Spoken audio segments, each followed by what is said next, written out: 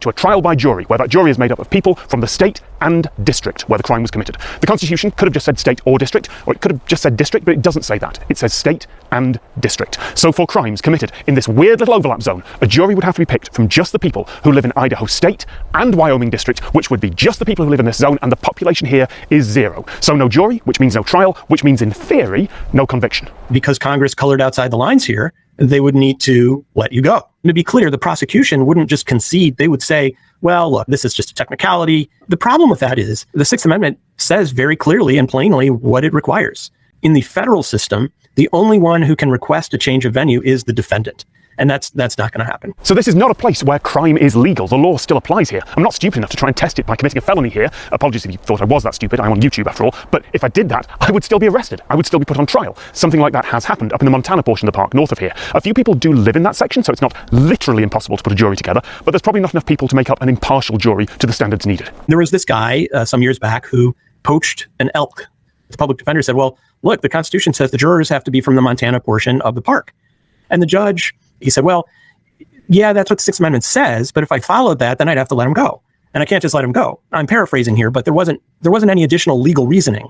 The legal histories of almost every country are littered with examples of people finding a way to bend the rules. A judge can sometimes just decide to do things their way, either for good or ill. In that case in Montana, the judge did just that. Well, the prosecutors didn't want him to appeal this. They said, look, if you plead guilty, we'll let you get a reduced sentence. But one of the conditions of this is you don't appeal the zone of death issue. And he took the deal. So there's clearly some reason for lawmakers to worry about the zone. But if you were planning to do something terrible here, you'd also have to make sure you committed only the one crime, and only here, which it turns out is really difficult. There's also the possibility of being prosecuted somewhere else for conspiracy, wire fraud, or firearms violations, or any of those things. And there's also civil liability. You get sued for anything you might do there. It would be very easy to fix. All Congress has to do is pass a statute that says the District of Wyoming is Wyoming. And they could do that in 5 minutes if they wanted to. I did ask the obvious question, has Professor Colt ever visited here? And he said, well, there's this book where the zone of death is part of the plot. I actually bought a copy and was going to bring it out there. It's on my desk in my hotel room because I forgot it. Anyway, they flew him out to the central parts of Yellowstone, the parts that are actually in Wyoming, the pretty bits, to do some media interviews. Someone said, do you guys want to go out to the Idaho portion for a photo op? And I said, hell no. I am not going to tempt the forces of irony like that. So let's say the worst happens. Someone comes out here, commits a crime in the zone. As far as we know, it's never been done. But what does Professor Colt think would happen? The U.S. Attorney's Office in Wyoming is not just going to roll over. But people are let go on technicalities from time to time. And this one, at least, is actually in the Constitution in black and white. Congress has been on notice for 18 years now. They could have fixed it. I am now going to leave either before someone else decides to commit a crime here on me, or before I get eaten alive by mosquitoes.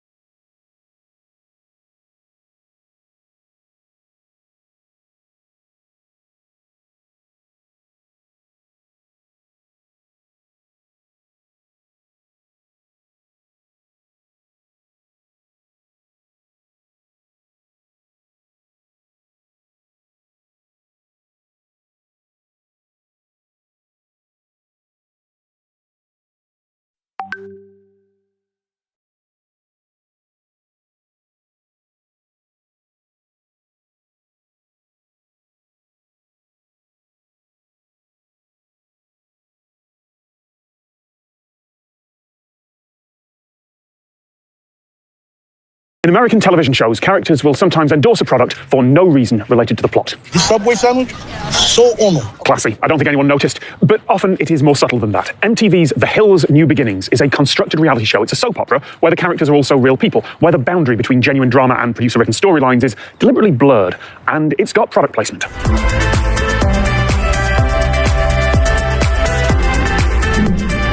If that was a YouTube influencer putting lingering shots of their makeup sponsor in a video, that would absolutely need to be declared, clearly and upfront, both in the US and in the UK. Remember the FTC guidelines, you don't have to use words to convey a positive message, although sometimes they do anyway, like when they product placed some milkshakes. Boom, got your shake. Wow. Thanks, honey, my favorite. Fun little time. But that's on TV, so the FTC is fine with it. When they talk about television, they phrase things a little differently. Product placement doesn't require a disclosure. A different US government agency, the Federal Communications Commission, the FCC, does have some requirements for disclosure, but they're minor. The Hills can just put a few words in the credits at the end of the show, and that's all they need to do. That's not clear, and it's not upfront, it's hardly a disclosure at all. What about in music videos? Those are certainly brands associating themselves with someone influential. An Instagram influencer being paid to post a picture wearing a certain brand of headphones is required to put a big disclaimer, maybe hashtag ad on it, even if they're not saying anything about whether the product is good. The FTC's rules for influencers make that very clear. But a pop star who is very, very clearly influencing legions of fans, including a lot of kids, doesn't have to declare anything when they do the same thing in a music video, like DJ Khaled in I'm the One. Or when they're promoting alcohol, like DJ Khaled in I'm the One. Or promoting vaping, like DJ Khaled in I'm the One.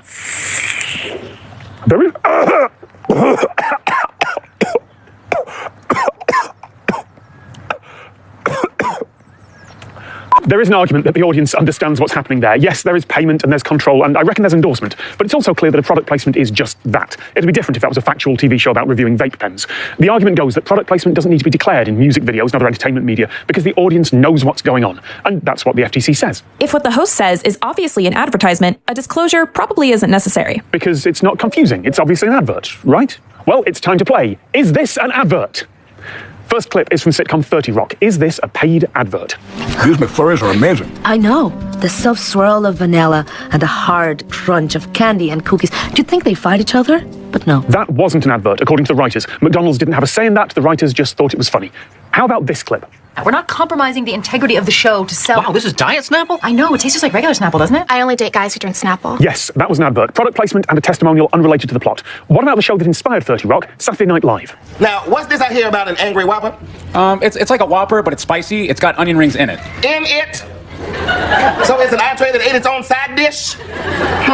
That was product placement. Saturday Night Live have been doing sponsored sketches for years now, and there's stories of them checking jokes to make sure they don't offend their sponsors. I only use Faro and Ball. Faro and Ball? I don't know that. Oh, well, you should. It's the high-end British paint company that offers unparalleled depth in colour. That sketch wasn't sponsored. It was a complete surprise to everyone at the paint company. The writers just thought it was funny. To the audience, there is no difference between a gag that's been written specifically for a company and approved by that company, where there is payment, control, and endorsement, and a gag where the writers just put a company name in as a joke. It is impossible to tell without researching. But none of those shows have to add any sort of disclaimer until the very end credits, if there's even one at all. How about in cinema? Well, James Bond movies are notorious for their product placement. There's this scene from Casino Royale. Rolex. Amiga. Beautiful. Or this scene from Casino Royale. Or this scene from Casino Royale. Those are adverts. The film has been altered in exchange for, well, sometimes for money, sometimes for cross-promotion, and occasionally they might be in exchange for the boss getting a cameo in the film, like Richard Branson appearing in this scene from Casino Royale. And yes, James Bond movies are famous for this, but it happens in a massive amount of films, like that time Superman got paid $40,000 for shilling cigarettes, and perhaps even more for sugar-filled drinks. Strong choices for an all-ages movie there, but there's no contains paid promotion on any of those movie posters, no title card letting the audience know about it up front, like influencers have to do. Product placement in film was so normalised as to be a joke in itself nearly 30 years ago. Contract or no, I will not bow to any sponsor. Sure, Casino Royale may put some names at the end of the credits, but even if anyone was still watching then, it's impossible to look at those credits and tell how much payment or control there was, if any. The only reason I can be sure about it is because of all the news articles that cover it. The actual agreements are private between the filmmaker, the companies, and their accountants. Regulators all around the world, they're all fine with that. Product placement, you could say, is not a lie. It's not deceptive or fraudulent. Even with a full-on endorsement, it's just a brand name appearing in entertainment. Sure, it is an advert, but maybe there's a difference because influencers are more trusted. There can be this awful parasocial relationship online where viewers think they're the performer's friend. So when an influencer endorses a product, it sounds like a personal recommendation, and therefore, that's a fraudulent claim. But a character on a TV show? Not the same, goes the argument. No one's going to be confused there. I don't think it's so clear-cut. First, you've got those reality TV stars on the hills. They are absolutely influencers, no matter where they appear. But the rules only apply to their social media. And I'd argue that a character in a James Bond movie saying that a watch is beautiful is still an endorsement. The character is portrayed as someone who should be trusted about things like that. If characters expressing opinions didn't influence people, companies wouldn't pay for the placement. And after all, I'm a character. This persona is fictional, self-aware, sure, and based on the real version, but fictional. Tom Scott, the actual person, is not like this off camera. Could someone get around the influencer regulations by arguing that if they or their company takes money to provide an endorsement, it doesn't need to be declared because on screen, they are playing an exaggerated character who happens to have the same name? That sounds ridiculous, but British TV presenter Lorraine Kelly once won a court case over £1 million tax bill that way. Her lawyers successfully argued that she wasn't being hired to present TV shows as herself, but as a performer, portraying a character with the same name, and thus the contracts fell under a different set of tax rules. Yes, there is an obvious, clear difference between putting a brand logo in the background of a TV show and this fake friend has said that a thing is good and you should buy it. If it was just those two clear, distinct examples, I think I'd agree with the way things are right now. But it's not that clear. There are a lot of edge cases and the rules differ massively based on the medium. If you thought you were watching an entertainment show and it was actually advertising, is that fraudulent? Is that deceptive? And even if it isn't, is that something worth keeping in check for the good of society?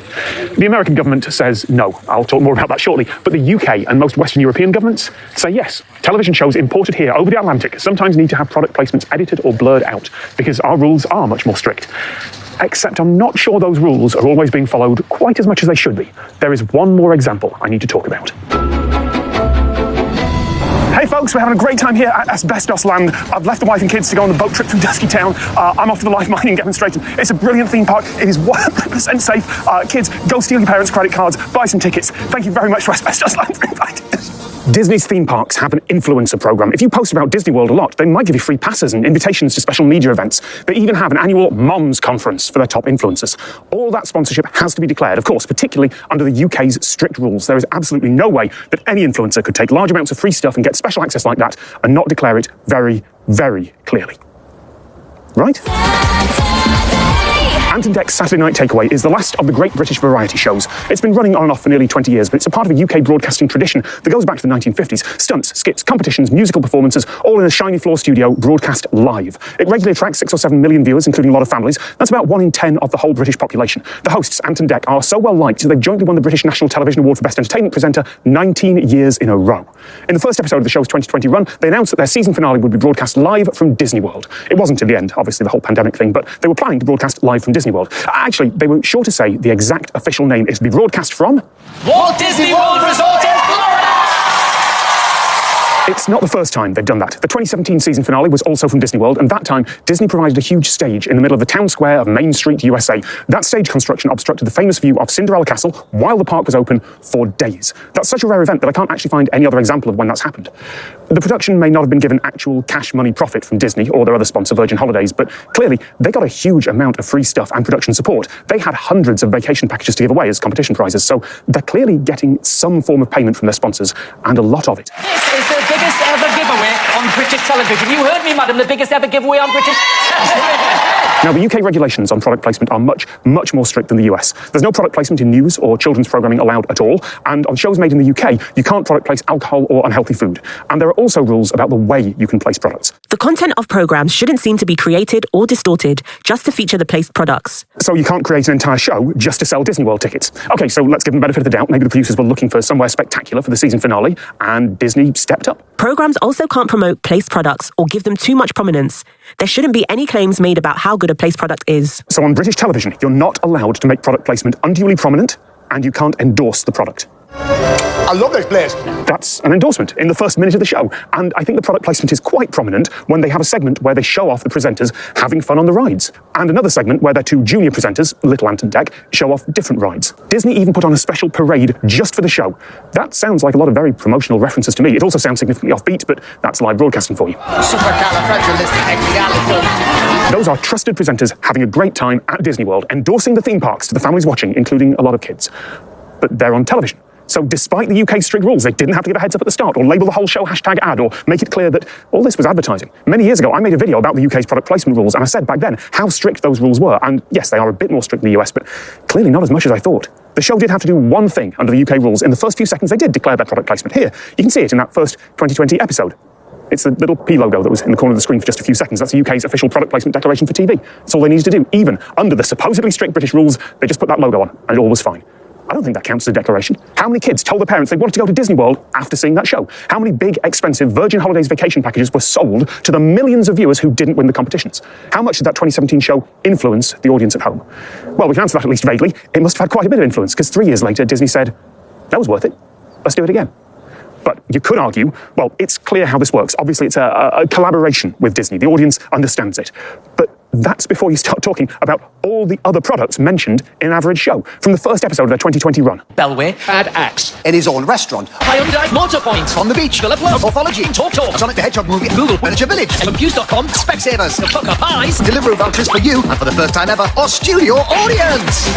How many of those companies paid? How many of them had control? I don't know. They don't need to say. To be clear, I'm not saying the show broke any regulations. They weren't investigated, and I can't find any serious complaints about any of the episodes other than one article on a tabloid website that aggregated a few forum posts.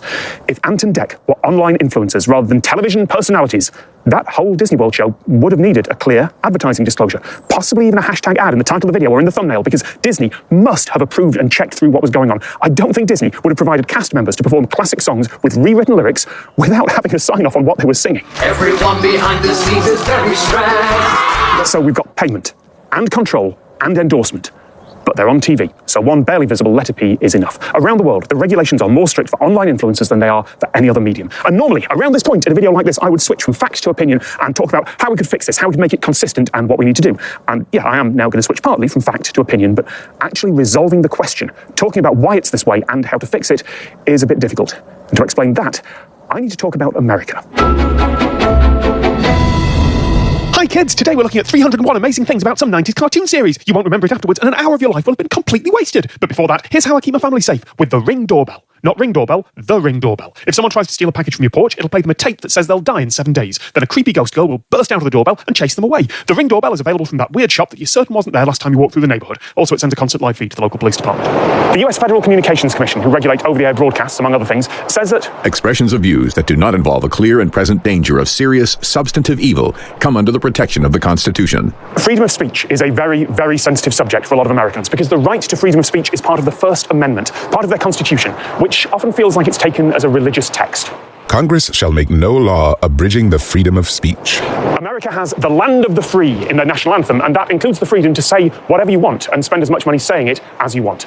But despite the reputation, America does not have complete freedom of speech. There are a lot of limits to it. Here's a list of just some of the things that you cannot do in America, despite the fact that these are, technically, limits on freedom of speech. Yes, there is serious evil in that list. But I'm not convinced that someone dropping an F-bomb on Good Morning America meets that threshold. So sure, in the US, you cannot lie in order to sell a product. That falls under commercial speech, which the courts say doesn't have quite the same protections under the First Amendment. If you are endorsing something as an influencer and not telling the audience that you've taken money to do it, it's lying to sell something. That should be regulated. That is a restriction on freedom of speech, but it seems acceptable to pretty much everyone. But because product placement is not a clear and present danger of serious substantive evil, and it's not fraudulent, in the US it's allowed by default. The First Amendment sets a really high bar for government regulation of speech, and something just being confusing doesn't clear it. I don't believe that the US regulators would ever ask TV or film productions to declare their product placement clearly and upfront. And even if they did, I'm pretty sure the courts would strike it down as unconstitutional the first time one of the broadcasters challenged it. I think the only reason those regulations still apply to online influencers might be because no individual has the time or money to file a lawsuit challenging them. If the US regulators want to be consistent with the Constitution and consistent across all media, they'd have to massively loosen the restrictions on influencers to the point where in many cases, no declarations would be needed at all. Or maybe you'd just have to put a tiny mention of the sponsorship at the end of the video where no one would notice, or down at the bottom of the description. I think that's a terrible idea. I don't think it would make the world a better place, although it's worth noting that on YouTube, the platform's regulations would still apply. They're a private company, so they can require whatever declarations they want. And I think they should. But that wouldn't affect Instagram or TikTok or Twitter or anywhere else. Short of tearing down the Constitution and starting over again, Congress shall make no law abridging the freedom of speech, except for that of corporations. But on this side of the Atlantic, the default starting point is that free speech should ideally happen on a level playing field. Lawmakers and regulators understand that money can distort public opinion in terrible ways. Britain puts strict financial limits on political campaigns and bans political ads from television entirely. Those bans have been challenged in court and the challenge failed. The restrictions stand. Yes, there are limitations on freedom of speech, but the British courts and European courts say that letting the people with money and power say the most isn't necessarily protecting everyone's free speech. It might be doing the opposite. The ideal over here, according to the regulators, is meant to be for the good of all. all. Sneaky advertising like product placement might not be fair or good for society. And over here, it's generally seen as okay to regulate things like that for the benefit of everyone. You should have the right to know when you're being advertised to. Otherwise, you risk very rich people and companies being able to quietly influence the world in their favor, even more than they already do. Those are all obviously massive simplifications. Legal scholars will no doubt be angry at me, and anyone who has strong views either way will be certain that the other side is wrong. But in the UK, if it's not very, very obvious that something is an advert, it must be clearly marked. The rules here used to be that you absolutely could not mix advertising and content. That's not the case anymore, but now at least, if people could be confused whether something's an advert, you have to make it clear. If a British YouTube video has product placement, even just something sitting in the background of the shot, the government requires the creator to disclose it clearly and upfront. If the UK regulators wanted to make those rules consistent across all media, then they'd have to require that product placement in movies and television also had a clear advertising disclaimer at the start. Which seems ridiculous, right? As I wrote those words into this script, it felt ridiculous to me. And then I thought about it a bit, and I realised that actually, I don't think I have a problem with that. We already have a rating system for movies here. If you watch a film in a British cinema, the distributor is already required to add what's called a black card for 5 seconds, just before it starts, showing the age rating and the ID number of the film given by the ratings board. We've got precedent for this. If the regulators wanted to make advertising disclosures consistent across all media, if they thought that the public should know when they're being advertised to, as is apparently their goal for influencers, then they should also require a slate that says, this film contains advertising from these companies. And on television, you could change that tiny, invisible capital P logo to be a disclaimer that can actually be understood. Germany's already there. They don't need the show to name advertisers, but they do have to make it very, very clear. So I'm not asking for the regulations on influencers to be loosened, because I don't think they should be. I think it is misleading if you think you're watching an entertainment show, but you're actually watching an advert. I think you should have the right to know when you're being advertised to, and that being clear about who's paying for you to hear things helps democracy and society to work. I absolutely agree that anyone making stuff for the internet, myself included, should have to declare when we've taken payment to say something. I just want the folks who publish offline to play by the same rules.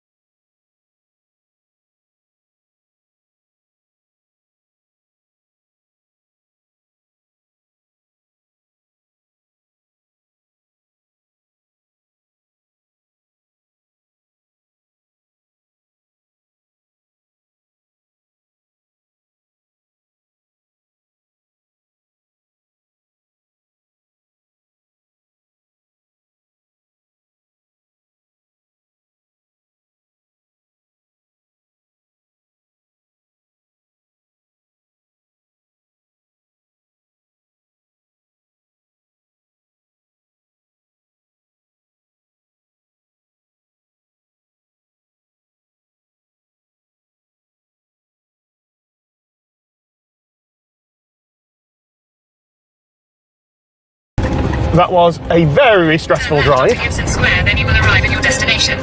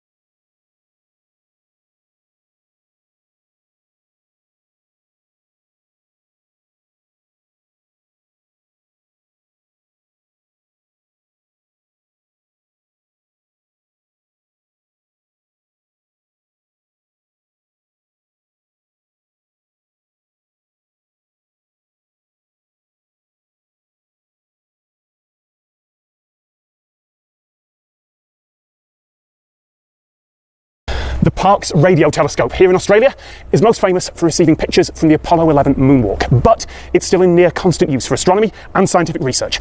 Now, it's a maintenance day here today, which is why I'm allowed to be here on the surface of the dish. And the dish is about to tilt over nearly all the way to touching the ground. And I'm going to be here while it happens. I'm going for a ride. But that would be a lot of very slow, boring footage of me just awkwardly standing and sitting here as my world tilts over. So while that's happening, let me show you how I got here. I'm going to be filming this awkwardly. We've got John here who's going to show me around. We've got Jack behind the camera. Let's go see a telescope. Yeah, let's go in, Tom, and see what it's like inside.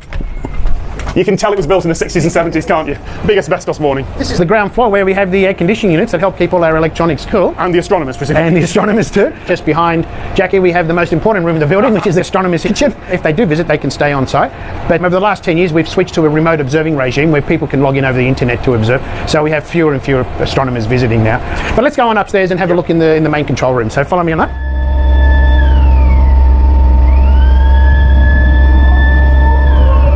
This is so weird because the clouds are rotating. I know the dish is rotating, but I cannot see anything. So this is the old control room. The old control desk that was recreated for the film The Dish used to be located about there. But in 1982 it was decommissioned and replaced by a computerized desk that used the PDP-11 computers. It doesn't crash very often because it doesn't have an operating system. It just stays up very reliably. And so we still use it to drive the dish around and to point the telescope to. If it's not broken, we're not fixing it. The radio waves coming down from the stars, they're reflected off the parabolic surface of the dish and they're brought to the focus where the radio waves are concentrated. We can typically collect a few terabytes of data a day, but with the new receivers that we're commissioning later this year, we'll be looking at maybe 9 terabytes an hour. The telescope itself is an extremely sensitive radio detector because the energies that we're collecting from the stars are incredibly weak. If I was to release the feather and let it slowly just drift to the floor here like this, the energy that feather expended when it struck the floor was more than all the energy ever collected by every radio telescope ever built in terms of the astronomical data. And so that's why radio telescopes have to be so large, because you want as large a collecting area as possible. Any electronic devices will transmit radio waves that could very easily overwhelm the really feeble signals we're trying to detect, such as mobile phones. Such as these wireless mics, by the way. It's a maintenance day. I got special permission for these. That's right. A lot of this equipment we've designed ourselves, but we also have other equipment that we buy off the shelf, and we have to put them in shielded because they're not really designed to be radio quiet, so to speak. A mobile telephone on the moon's surface, 400,000 kilometers away, would be one of the brightest radio sources in the sky for us. Okay. So if we can detect it from the moon, we have no trouble detecting it from the car park. We refer to this as the master control panel. If I was to turn this off here, you can see it's on remote. It'll be on computer control so that people off-site can log in, take control and move the telescope. But if I was to put it on to local and master control, I'll be able to move it using these dials up and down. Wait, the dials still work? Oh, yeah. Okay, gravity is changing direction. We got to walk this way. I guess we got to stay horizontal here. I'm not actually sure what horizontal is anymore. Am I still? No, I think I need to go further. I'm not horizontal yet. I've got no reference frame. I can't see the horizon. I can't see anything. This is dizzying. Because we observe remotely now, often there's nobody in the tower when we're observing, and so we need a way to make sure the telescope's safe at all times. So we have this device called the Telescope Protection System, or TPS, which monitors hundreds of data points on the telescope, and if it detects an issue that might be a problem, it immediately alerts us using SMS, messages, emails, telex, everything, and we can immediately descend on the telescope, see what's wrong and fix it. And we have an anemometer. As soon as the wind reaches a certain critical speed, that's when we say the winds are too high, and we just stow the telescope, because essentially the telescope's just a giant beach umbrella. I mean, this thing's incredibly robust. It's held up to significant wind and weather. When it was commissioned back in October 1961, it was only intended to operate for 20 years. So we're now 41 years over that. And the reason for it is because we've continually upgraded the telescope. The most obvious upgrades have been to the dish surface. I'm not going to do anything, but suddenly I'm not walking on a solid surface, I'm walking on the mesh of the dish, and my brain is just about dealing with it. We're going up into the dish surface here, so we're first going up through the spiral staircase in the central column. This central column is on a separate foundation to the rest of the building, because at the top of the this column is the master equator, the device that helps us point the telescope accurately. So we don't want that connected to the rest of the building because the vibrations will cause the pointings of the telescope to be out. So come on up. So all the cables here are transmission cables? That's right, yeah, they're bringing signals down from the focus cabin, and also we send other commands up to operate the equipment and power it and so on also. Okay. I just looked over and there's a horizon all of a sudden. We're now going to go through the door down to the azimuth track building. Right, okay. Oh, yeah, I just looked up. There's a telescope up there. Before we go all the way down, you can see this is the twister room. The cables coming down from the focus cabin come down here first. There are two counter rotating rings. So as the dish rotates in azimuth, they counter rotate. So they take up the slack and release it so that the cables don't get twisted and tangled or anything. Oh, that's very clever. So this level is what we call the azimuth track, and this is the actual azimuth track. And if you look here, you can see it's sitting on 4 rollers, but only 2 are driven. On this track, we move it left and right like this. But you can see in the center there's nothing actually holding it down. It's just pivoted there. It's just the sheer weight of the structure that keeps the telescope grounded. Oh, wow. Because everything from this level on up weighs 1,000 tons, or the equivalent of 3 fully laden jumbo jets. Yeah, okay. All right. So when they built the telescope back in the 50s, they didn't have computers that could do the coordinate conversions fast enough. So instead, Barnes Wallis, a very famous British engineer, he came up with this device. Essentially said, it's an optical telescope, and because that's the polar axis, once you point the optical telescope to the position you want on the sky, you only have to move it at a constant rate around the polar axis so that you could then follow the object smoothly across the sky. You're adjusting for the Earth's rotation by just rotating something at the same angle in the opposite direction. And this was the secret to the telescope's success. We were able to point the telescope very, very accurately on the sky. In fact, it was so successful that all subsequent large single dish antennas employed a master equatorial up until about the 1990s, when the microprocessors were small enough and fast enough to do the coordinate conversions on the fly. Before we go up, let's have a walk around the superstructure just under the dish. So here we go. You're walking around here a lot more casually than I am. Oh, okay. You can see here, this is a great view. You can see out towards the east where we have the Harvey Ranges that shield us from the radio emissions from the larger population centres further east. Right. This is one of the reasons why it was chosen. It's very radio quiet. All right. So next stop. Yeah, we'll go around. We'll keep going around, and then we'll end up where we started. If you just turn the camera around that way for a moment, that's where I was standing a moment ago, was in the middle of that dish.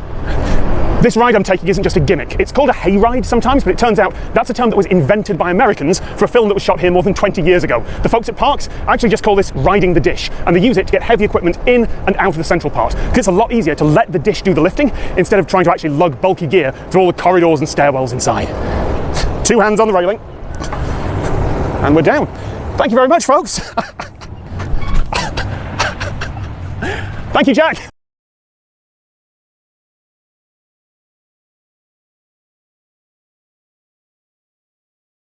Look at this transition from the titles of the 7th edition, January 93. Completely CG introduction. There's a red circle, the film reel morphing into a number 7, all CG. Completely CG text over it. But seamlessly, it becomes a live camera shot of the actual studio set. Now, if you look closely, you can see there's a fade just there. They've used a looped few seconds of footage, but I have gone frame by frame through that title, and I am not certain where the transition from CG to real set is. It's brilliant work. And importantly, it meant there was probably coordination between the title designs and the set designs and the director and the camera team. That would be a huge amount of effort for a production team nowadays, let alone one using tech from nearly 30 years ago. They didn't have to do that. No one's going to think less of the show if they just had a regular title sequence and then cut to the set. Who does that? Who bothers to do that much for a clip show of outtakes? Well, some people who are clearly very dedicated to their craft. It's similar with the 8th edition. It's not quite as smooth, but there's still a nice transition between titles and set and live studio audience. All of which sets the stage for the single greatest title sequence I have ever seen. I'm going to play it out in full, because I think the amount of criticism and review that I'm about to do covers me for both US fair use and the more strict UK fair dealing, but also because this deserves to be seen in full. As a kid, watching this was the first time that I can remember noticing the craft that went into making television and genuinely wondering, wait, how was that done? Because I couldn't go back and watch it again. This was linear television. There was no pause or rewind unless for some reason you'd bother to tape it. Officially, the next show was not the 9th edition. There's no show number 9. Instead, they went to film on location, and they called the show It'll Be All Right on the Night's Cock-Up Trip.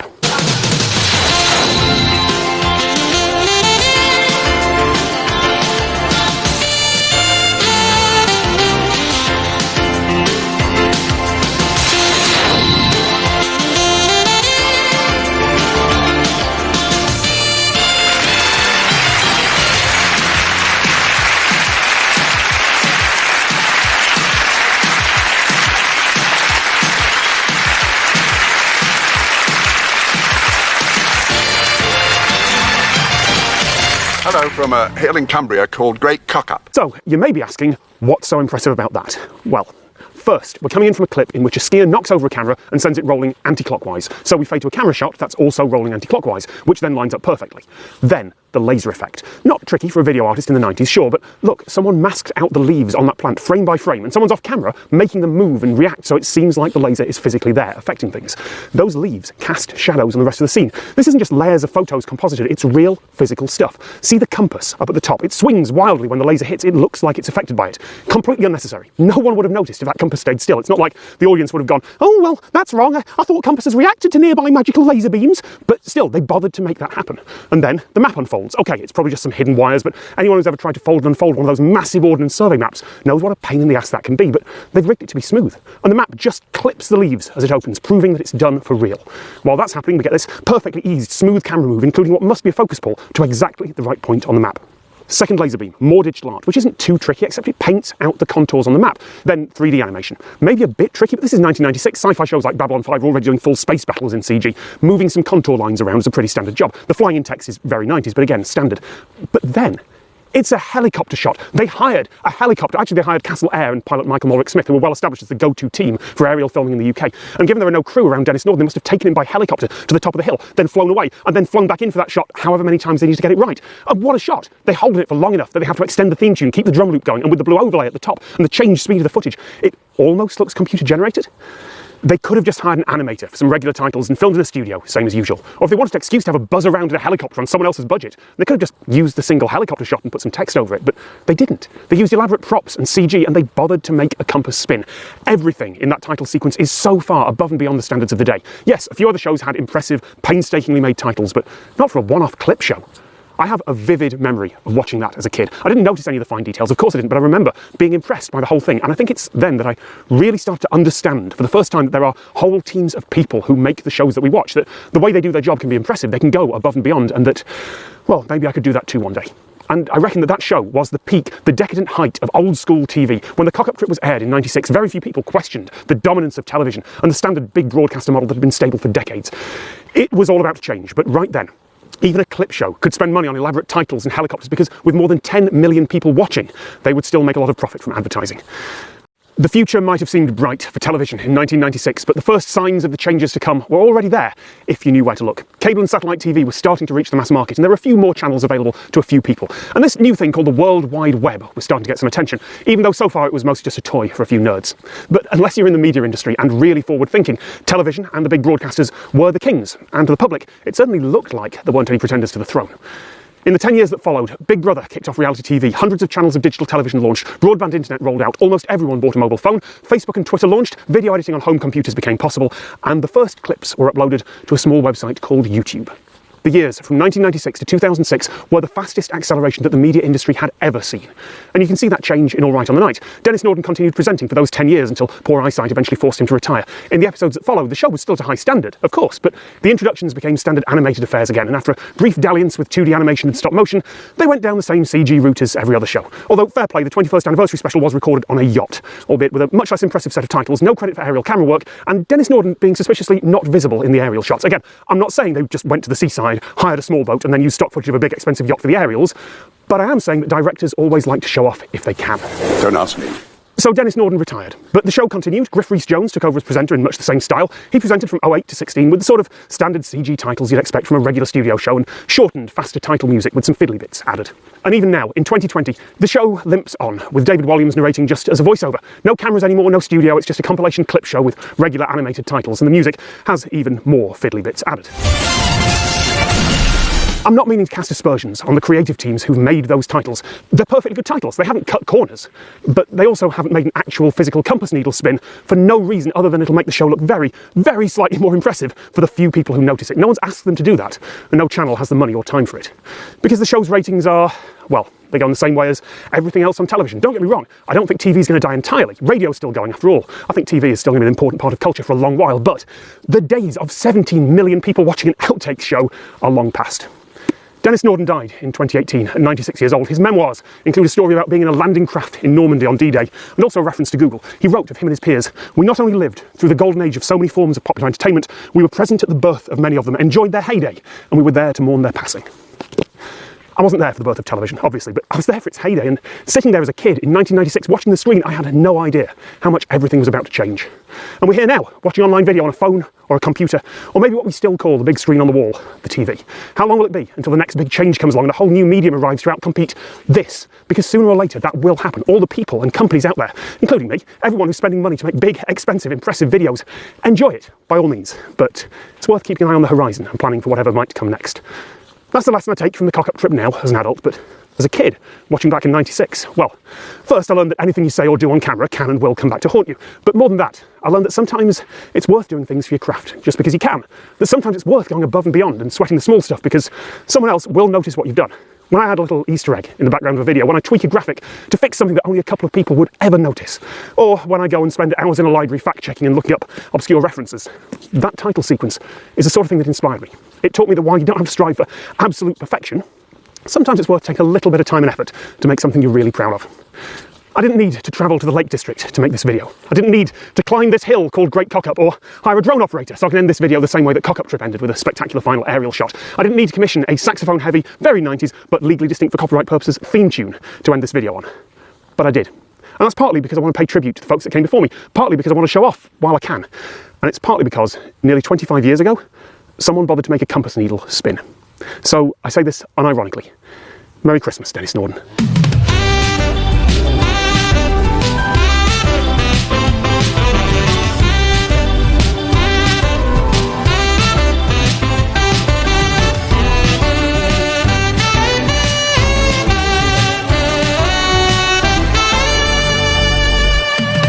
Need to travel to the Lake District to make this video.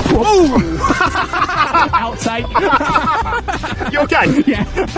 I'll be honest, I'm genuinely annoyed that's on a 360 camera I didn't have a back shot, because that was so graceful. That was lovely. You know that's going to be the outtake at the end now.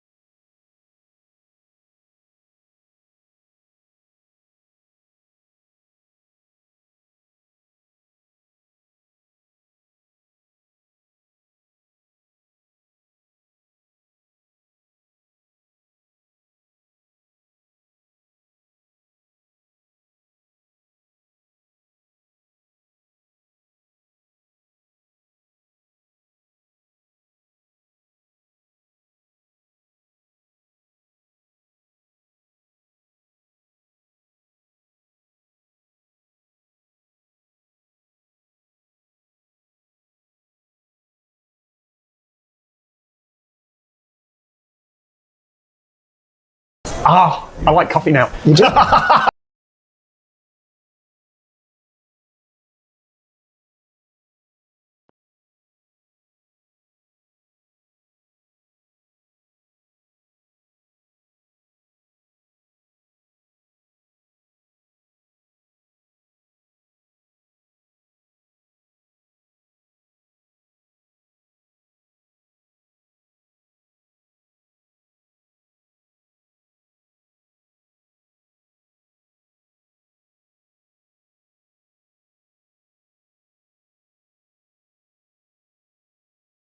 I have a bit of a history with monorails. Back in 2016, I visited the Wuppertal suspended monorail in Germany, and I said that monorails are almost always a bad idea. Monorail enthusiasts sent me angry messages, but I stand by that. In 2020, I visited one of the last surviving Road Machines cargo monorails. They were actually useful and practical, but they were temporary constructions designed for having cargo hauled around work sites, and they've been replaced by modern heavy construction equipment. Monorails are usually bad ideas, because the track has to be either elevated or in a trench, and because switches at junctions involve moving the whole track. In almost every case, a monorail is a worse and more expensive idea than light rail or a tram or a bus. But while I was researching a while ago, I found a type of monorail that is useful and practical and better than any alternative for its job. And not only is it still in use, new versions of it are being built. So I reached out to the company that makes them and I asked them, can I have a go on one, please? This is the Monorack.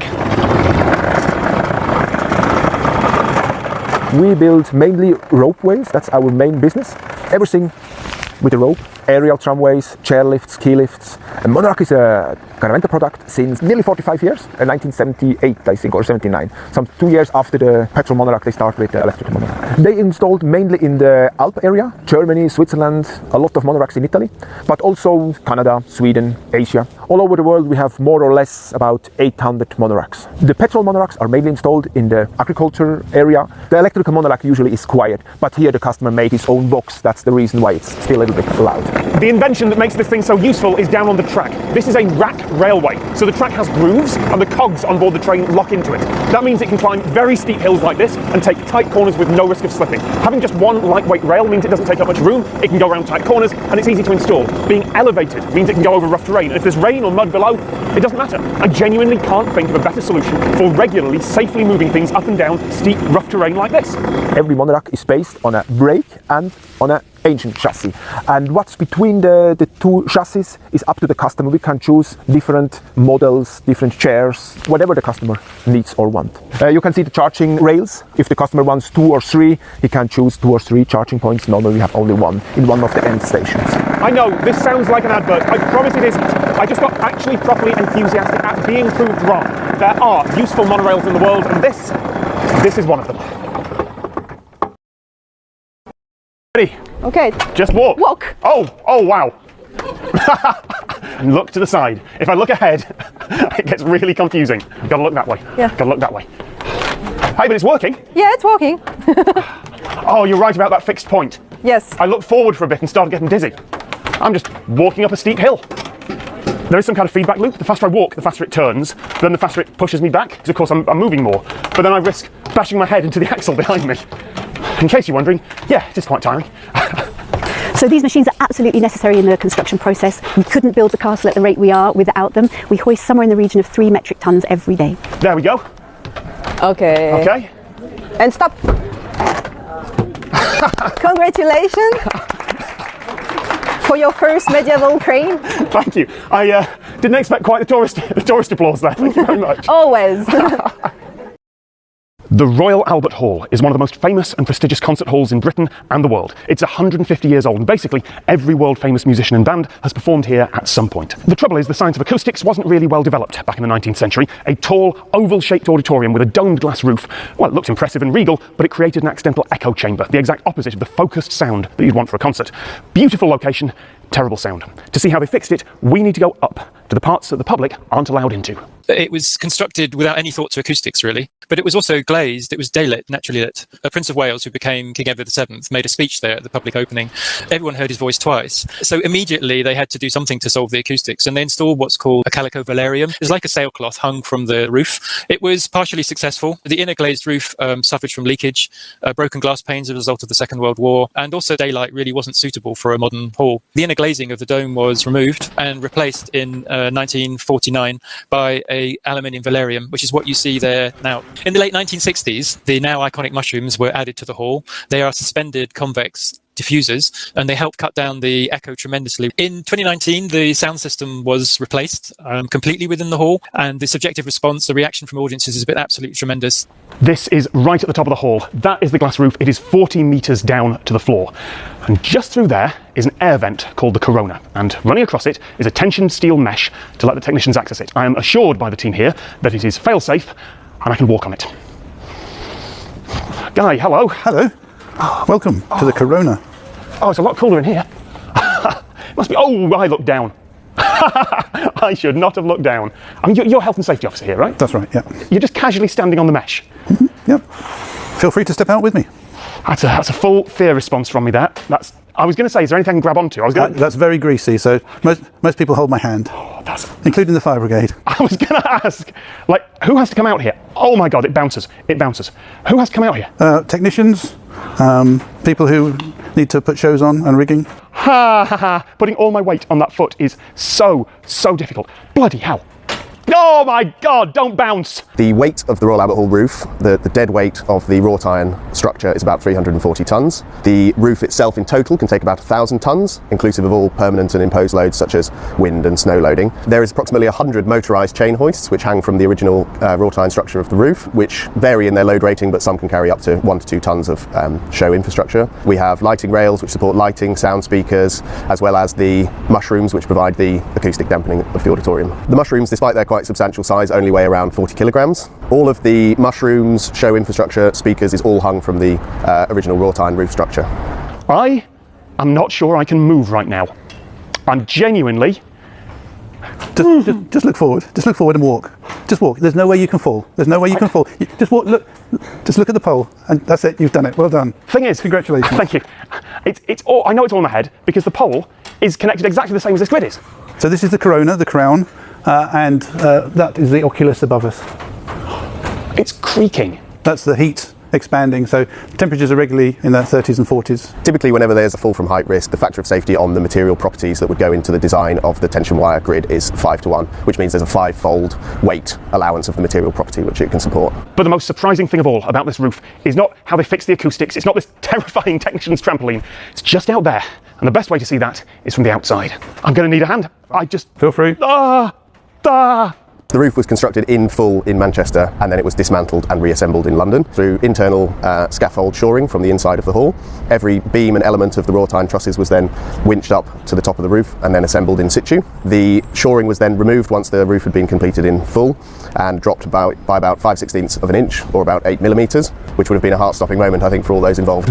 All of which leads to the most startling thing for me, the reason I made this video. This roof, this iron and glass dome with all that equipment hanging from it, it's not actually connected to the rest of the building. It's touching, sure, it's resting just here, you can see where the two structures meet, but there's no cement, no bolts, no attachments at all. This dome is just so incredibly heavy that it's not going to move, and it hasn't for 150 years. 600 tonnes of iron and glass and a load of Victorian engineering. It doesn't need anything more, because anything powerful enough to shift this wouldn't be stopped by a couple of bolts. The roof of the Royal Albert Hall isn't actually attached. This is objectively a bad idea, delivering mail by having teenagers jump off. Oh, this is fast. This is so much faster than I thought it was. Okay, whoa. Oh, we did it. Don't open the door. Yes! That was a good one. That was terrifying.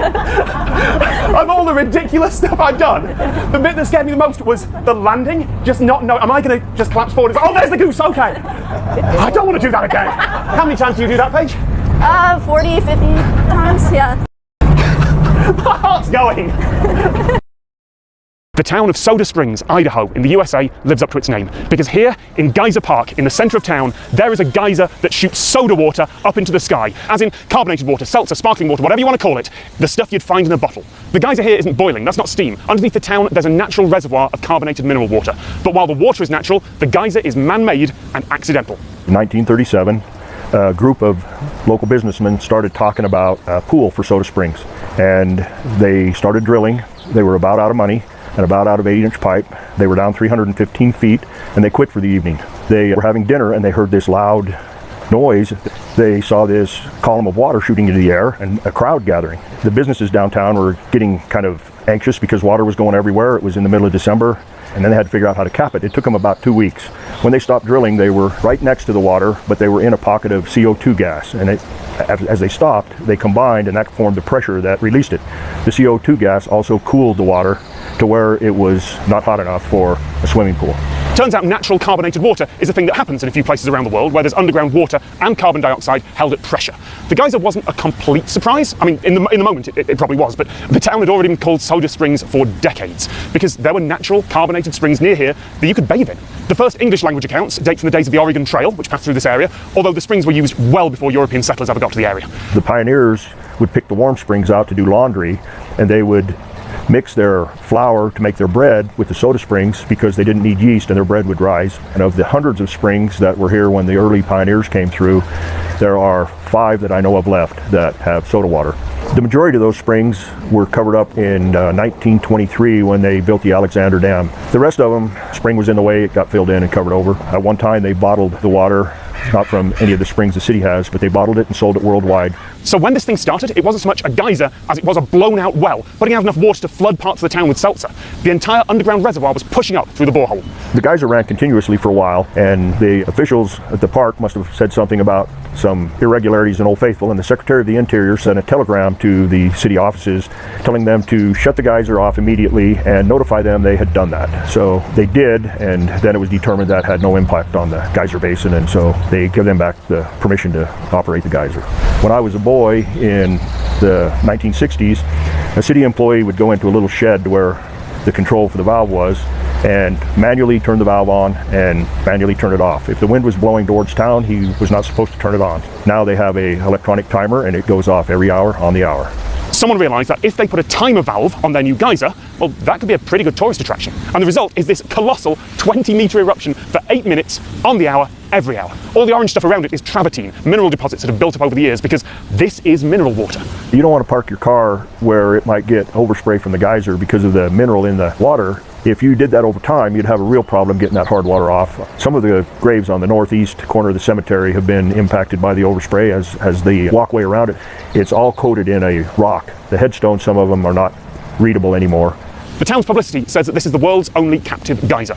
That does depend on how you define it. There's a couple of places in Germany that would probably take issue with that. It does seem to be the only one in America, and as far as I can tell, it's the only one on a regular timer, where the public can just turn up and watch for no admission fee. And I know, the obvious question is, what does that water taste like? I could try and stand over there with a glass for the next eruption, catch the water, get soaked, but I don't need to, because at Oxygen Springs, on the other side of the railway tracks, the city has thoughtfully provided a little ramp, and you can just get a glass. That's really nice. I don't know what I was expecting. That's just nice, lightly carbonated water. It's not too fizzy. I would happily buy that in a bottle. If a company is mining something, there are usually byproducts, the stuff that's left behind after extraction and processing. And these days, the company should be required to deal with those byproducts. But in the past, they often just piled them up and assumed that someone would deal with the problem at some point in the future.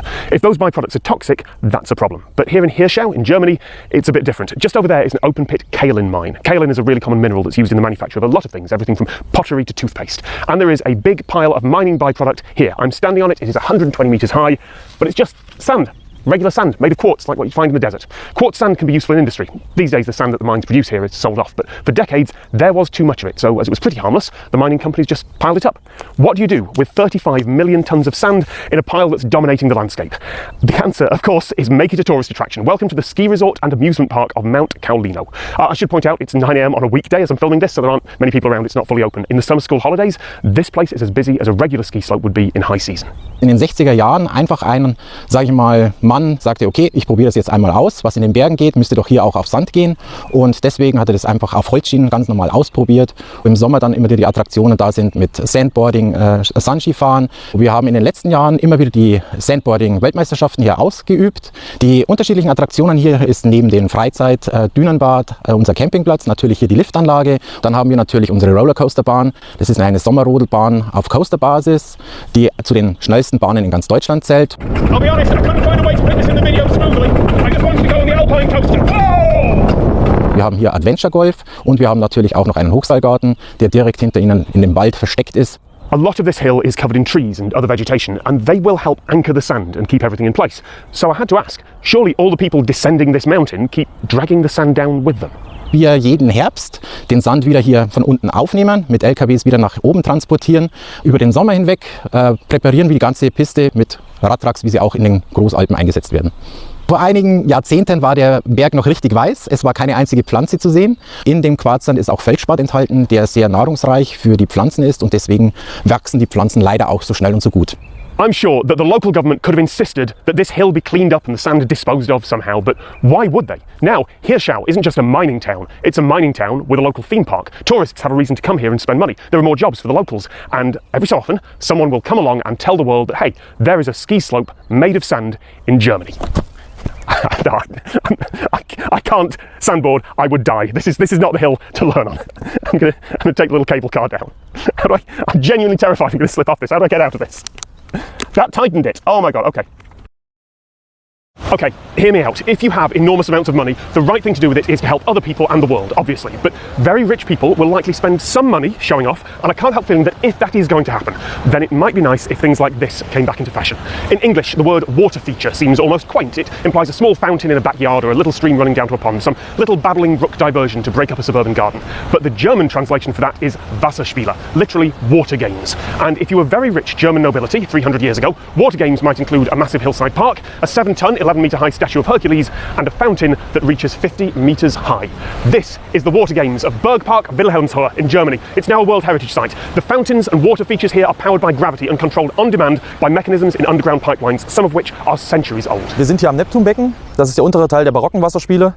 Der Herkules, den wir über uns sehen, der ist 300 Jahre alt und das waren die ersten Teile, die hier im Bergpark erbaut worden sind. Die weiteren Landgrafen haben dann den unteren Teil, die romantischen Wasserspiele, erbaut. Also wir haben in einzelnen Abschnitten immer noch 300 Jahre alte Rohre. Die meisten sind allerdings schon einmal ausgetauscht worden. Die Technik dahinter ist immer noch dieselbe wie vor 300 Jahren. Also es gibt hier keine Pumpe, keinen Strom. Es läuft alles nur durch die Schwerkraft, durch Schieber, die geöffnet werden und geschlossen werden. By the time you see this video, the Wasserspiele will be open to the public for the summer season, but today they are just testing. A few lucky tourists were in the right place at the right time, but the team here didn't announce this was happening. Except they sort of did, because first there was a big release of water at the top and the cascades that go halfway down the hill. And I really wasn't expecting the noise.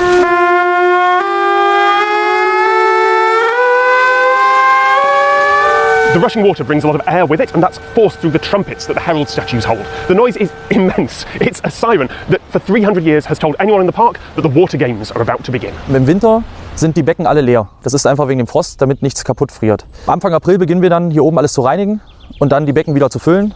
Und dann auch mit den ersten Tests, sodass wir zeitig vor dem 1. Mai wissen, dass auch alles funktioniert und alles läuft. The water goes through a series of stations, each a few minutes walk apart, and at each station the water is released manually, at a certain time, one after the other. After the cascades there's the artificial waterfalls, and then the bridge, which leads to the colossal aqueduct, wind and spray all blowing around from the force of the water. And the crowds of people who will be coming to watch this summer will follow along, walking along the path, waiting for the water to be released and for each show to begin. So I assumed that this was basically one big river with some engineering in the way, but this was built in several parts by several different landowners, so of course it's more complicated than that. And it all ends here, at the 50-meter fountain. Die Fontäne steigt nur durch natürlichen Druck auf. Die füllen wir 1 Stunde vor dem Wasserspielen, langsam, weil sonst die alten Rohre diesen Druck nicht aushalten. Und dann zu den Wasserspielen wird ruckartig ein Hebel gezogen und so steigt die Fontäne dann 50 Meter in die Höhe. Also die Wasserspiele werden aus 2 verschiedenen Quellen gespeist. Die barocken Wasserspiele, wie wir sie hinter mir sehen, die werden vom Essigberg gespeist. Und die romantischen Wasserspiele im unteren Teil, die werden nochmal aus einem ehemaligen Bergwerkstollen mit Wasser gespeist. Und durch die Schneeschmelze und durch Regenfälle füllen sich dann unsere Sammelbecken über den Winter über. Wenn das Wasser die Wasserspiele durchlaufen hat, dann ist es für uns weg. Also es wird nicht wieder hochgepumpt. Now, I'm not saying that building things like this should be a higher priority for rich people than feeding or housing the world or any other philanthropy, of course. And okay, maybe not fountains, maybe some other big physical art stuff, but I can't help feeling that if someone is going to spend huge amounts on vanity projects to show off their wealth to the world, why not make them spectacular and fun and built to last for centuries? The elephant is about 48 tons, so it could be very risky for anyone to get under a leg. Safety here makes a lot more sense when you get close up. Yes, there are a lot of moving parts, particularly in the bit in the middle we're not allowed to film, but you don't get close to them. The same way if you're riding on a bus, you can't actually get close to the engine or the wheels. And ultimately, this is a slow and weirdly shaped bus. You can stand up on a bus or a train going 50, 100 times the speed with much sharper acceleration and braking. Now, there are places that would have made getting on board an exclusive experience, and honestly, if I was in charge of a show like this, I'd be tempted to say that, yeah, maybe a few people can ride, but we'll charge them €100 each, and it's restricted only to VIPs. That's why that way it's much less of a hassle. But a ride on this elephant is less than €10. They have a boarding procedure like an airport, and there are 50 passengers allowed on board. The most impressive part of this whole thing for me is not that it works, it's that it works to theme park standards, show after show, day after day, year after year, in the real world with people on board. And it's not the only attraction here. This place is the old warehouse, the old workshop of the Dubijon shipyard. Inside the gallery we have a lot of machines. We have a caterpillar, we have a heron, we have a spider, all giant machine. We have also smaller machine. During the visit, we take randomly a visitor to take part on a trip on a machine or to move several parts of the machine during the presentation. Every machinist need a train of about 1.5 months to move every machine inside the gallery. The most difficult to move is the spider because it works as an excavator. It's very complicated as you move 2 diggers at the same time. After the spider, the other most complicated machine should be the little heron. Little is an euphemism because it's about 7.5 meters of wingspan and about 3 meters high. We have a lot of parts to move, especially the wings. The SeaWorld carousel is a carousel of about 25 meters high. Inside you found 36 machines where you can go inside and take a turn. The machines are inspired of fantastic worlds or real sea fish. A lot of workshops and art projects like this can struggle to pay the rent. Charging people for rides and admission is a great way to make big art like this sustainable. Between the elephant, the gallery and the carousel, this is basically a small theme park now. But more than that, it's affected the reputation of the whole town. Some of the funding for building that elephant and all of this came from local government as part of a deliberate attempt to change the city's image and make it somewhere more appealing to tourists. The question, why would you want to visit Nantes, now has an answer. Because there's nowhere else you can ride a giant mechanical elephant and still have change from €10.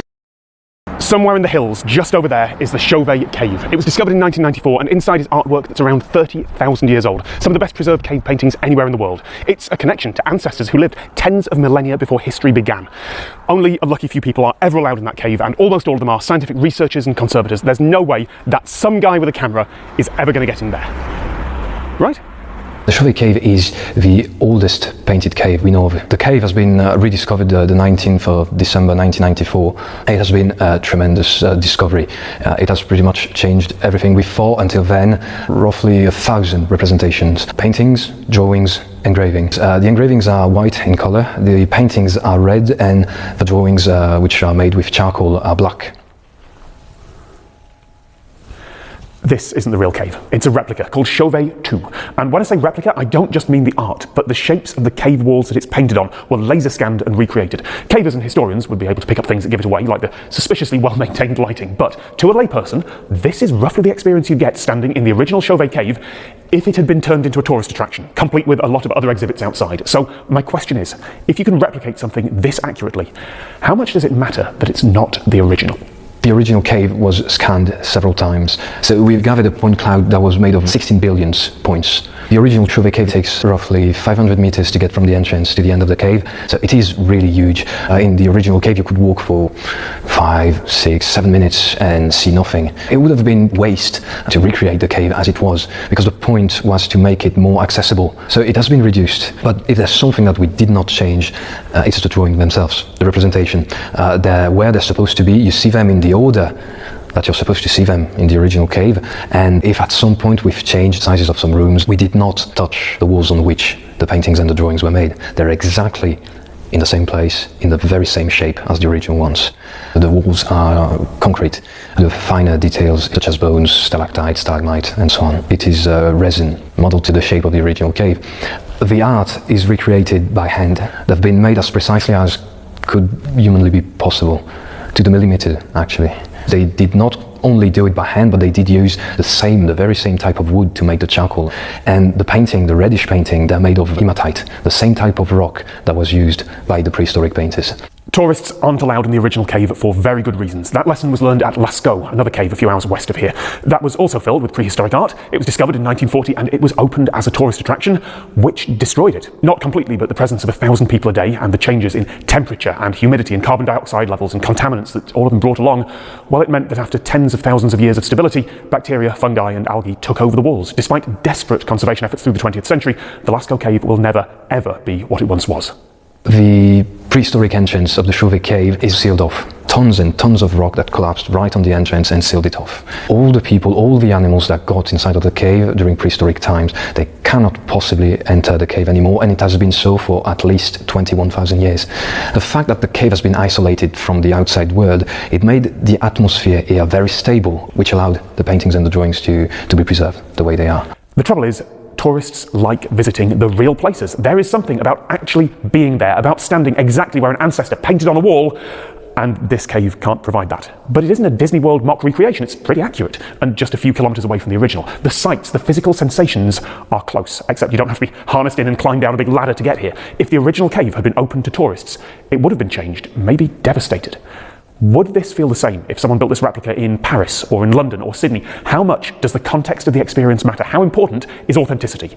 I don't have the answers to any of that, but I can say that a few times while I've walked around here, even with the rational knowledge that it's not the same place, even knowing that I will exit through the gift shop, for a few seconds, a bit of my brain was fooled. Although maybe that's because I got to be in here alone after hours. Either way, I do like one idea, that in another 30,000 years' time, some future archaeologist is going to be really confused by two identical caves next to each other. The huge amount of painted caves we've discovered yet, all the art they've left us, it shows us that those societies were in good health, because if they did have time to do all of this, it's because they had free time. And it shows they do have a life, they do have culture, they do have art, as we do today. They might have not done it for the very same reason, but they do have it. And it shows that they do not just merely survive, they live. Funchal Airport on the island of Madeira is one of the most difficult places in Europe to land a commercial plane. It wasn't easy to build a runway here back in the 1960s. Madeira is basically one huge mountain just sticking out of the Atlantic Ocean. There isn't any part of this island flat enough for long enough that it can support a runway. But with a lot of earth moving, it was possible for them to build one short runway, enough for the relatively lightweight aircraft of the day. And then European tourism and the package holiday boom started and planes kept getting bigger. The runway was extended another 200 metres in the 70s, but it still wasn't enough. There was nowhere to extend to. There was another bit of cliff a few hundred metres to the east that could technically be flattened, but between there and the existing runway, there was nothing but air. The only option was to build a bridge, big enough, wide enough and strong enough somehow to handle a fully loaded airliner landing on it. Basically, to put most of a runway up on stilts. So that's what they did. Eu vim para a Madeira em 1995 para a construção desta obra, era dos 40 engenheiros que estavam a trabalhar aqui ao mesmo tempo. Fui o último engenheiro a sair daqui, então estive aqui aproximadamente 9 anos. No final fui diretor do projeto. A ideia foi construir esta estrutura em betão armado, que acrescentou sensivelmente mais 1000 metros à pista. A pista existente era uma pista já alta, já tinha uma cota superior aos terrenos para onde a pista se podia alargar. Então o que teria que se fazer? Teria que se arranjar aqui uma estrutura gigantesca em termos de aterro, que não se conseguia também arranjar material. Os pilares são todos iguais, as chapatas são todas iguais, as vigas são todas iguais. Então, quais é que são os grandes desafios? É exatamente fazer a primeira vez. Fazer o primeiro troço de pilar, fazer o primeiro troço de viga, fazer o primeiro troço de laje e a partir daí conseguir manter determinado ritmo de execução. It's only when you get underneath the runway and stand up close that you realise the sheer scale of this. It's unlike any other space I've ever been in. There's a whole boatyard under here, a go-kart track. The noise you can hear is industry. There's more than 30 metres between each of these pillars. The tallest ones are more than 50 metres high. Just the base of each pillar is taller than I am. The foundations go far down into the ground. This whole area had to be flattened and stabilised so it could stand up to the weight. O problema não é a aterragem do avião. Mal comparado, é uma mosca que cai na sopa. O problema aqui é o peso da estrutura, o efeito sísmico, o efeito estrutural é muito mais significativo do que o peso do avião na fase de aterragem. A estrutura de betão armado, ela só tem uma junta. São apenas duas estruturas, não é mais do que isso. A estrutura tem dois elementos de segurança para os aviões. Tem o guarda-rodas, que é uma estrutura em betão que pretende segurar as rodas do avião, ou seja, e a seguir tem a barreira inclinada, que tem como finalidade tentar segurar o avião em caso de haver um acidente. On its own, a runway on stilts shouldn't make a landing more difficult. A runway is a runway, right? The difficulty comes from what's around and under it. The mountains cause fast, gusting winds, and the approach path has a late, low turn that requires special training. And pilots aren't even allowed to start that training until they've had 200 hours flying the type of aircraft they'll be landing here.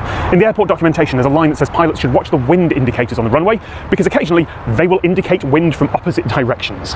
To be clear, this is safe. There hasn't been an incident on this runway in nearly half a century. For most passengers, this is just a normal landing at a normal airport, or at worst, a bit of a bumpy, turbulent landing. And the reason for that is a lot of pilot training and some very big civil engineering. Esta obra é a obra da vida de uma pessoa.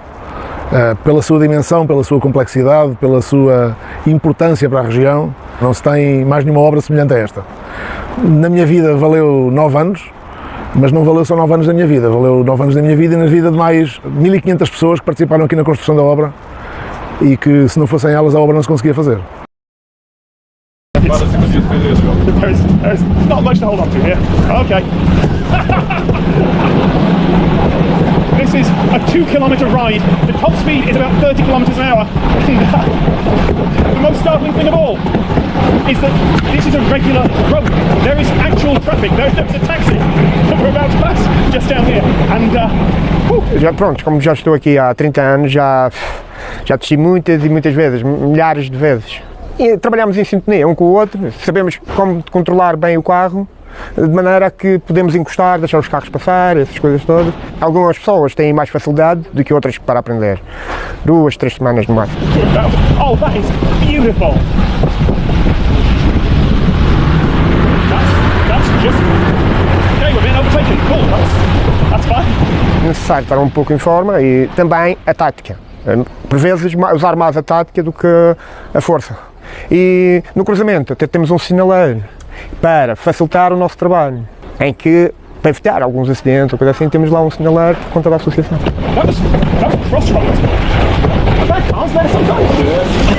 Para travar, utilizamos a sola da bota, que é em borracha, que é sola de pneu. As solas das botas têm que ser mudadas entre 1 mês e meio, mais ou menos. I know on camera this won't look particularly fast, it's not a theme park thrill ride, but I promise you, when you're sitting here with no seatbelt doing 30 kilometres an hour downhill, it definitely feels like a bit of a thrill ride. Oh.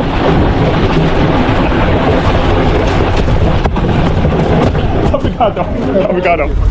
Of course, if you want to get back up, you'll have to take the cable car or a taxi.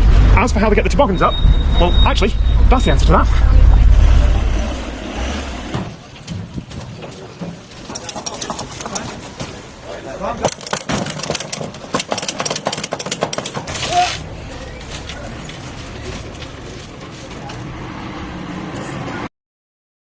Officially, this suspension bridge over the River Lee in Cork in the south of Ireland is called Daly's Bridge, after a businessman.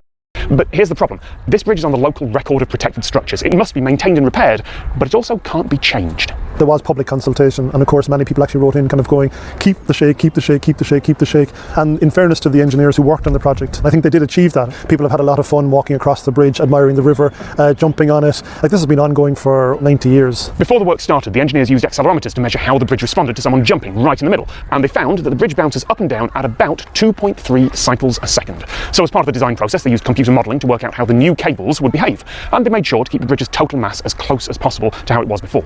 Bridges shake and twist in 3 dimensions, of course. It's not just up and down, but up and down is the direction you feel the most when you're standing up there. And all the data showed that in all 3 dimensions, the repaired shaky bridge was moving more or less as it did before. There was a slight change, but arguably that just took it close to how it shook when it was brand new nearly a century earlier. The bridge now goes up and down at 2.2 cycles a second. It would have been entirely possible with modern technology and materials to build an identical looking bridge that was much more stable. Normally that's what engineers do, they try to damp down vibrations. But in this one case, their job was to keep things the same. Fixing the shake would not have been preservation. The goal here was to repair this bridge so that it can survive and shake the residents of Cork for another century to come.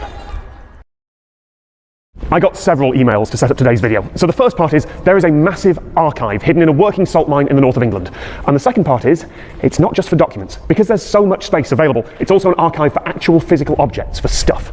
Now, it's very rare that someone who is not an employee or an archive client is allowed down here, particularly to make a video, because there are public records, important government archives, and a lot of things that I'm not allowed to go near, let alone film. Confidentiality is important, and someone is looking over my camera op's shoulder to check where that lens is pointing. We are 150 metres underground, and about 1 kilometre into that mine is Deep Store.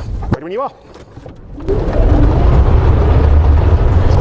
The area that the mine occupies is around about 3.5 kilometres east to west and about 2.5 kilometres north to south. And at the moment, we're around about 1.5 kilometres away from the mining activities. What we use is what's called a room and pillar mining technique. We don't just extract great big massive voids of salt. There are massive pillars of salt, of which I'm actually stood next to one now, which make the mine so stable and support the roof. So where deep store comes in is we actually build in between these pillars, and in between these pillars is what we call the repositories or the rooms, and then we plane the floors, they're painted, we install the racking, we install the air conditioning. Originally the mining started around about 1850 and it really got going in around about the turn of century 1900. Since then it's simply grown and grown and grown up to the present day where now we're extracting around 1 million tonnes each year.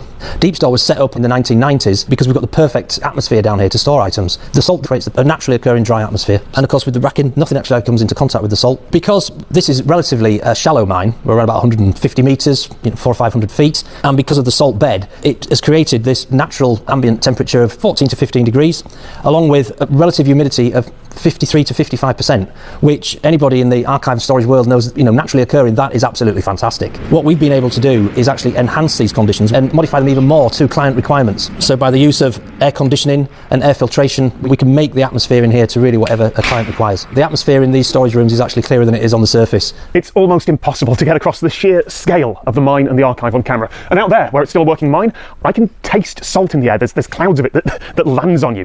But in here, things are a little bit more controlled.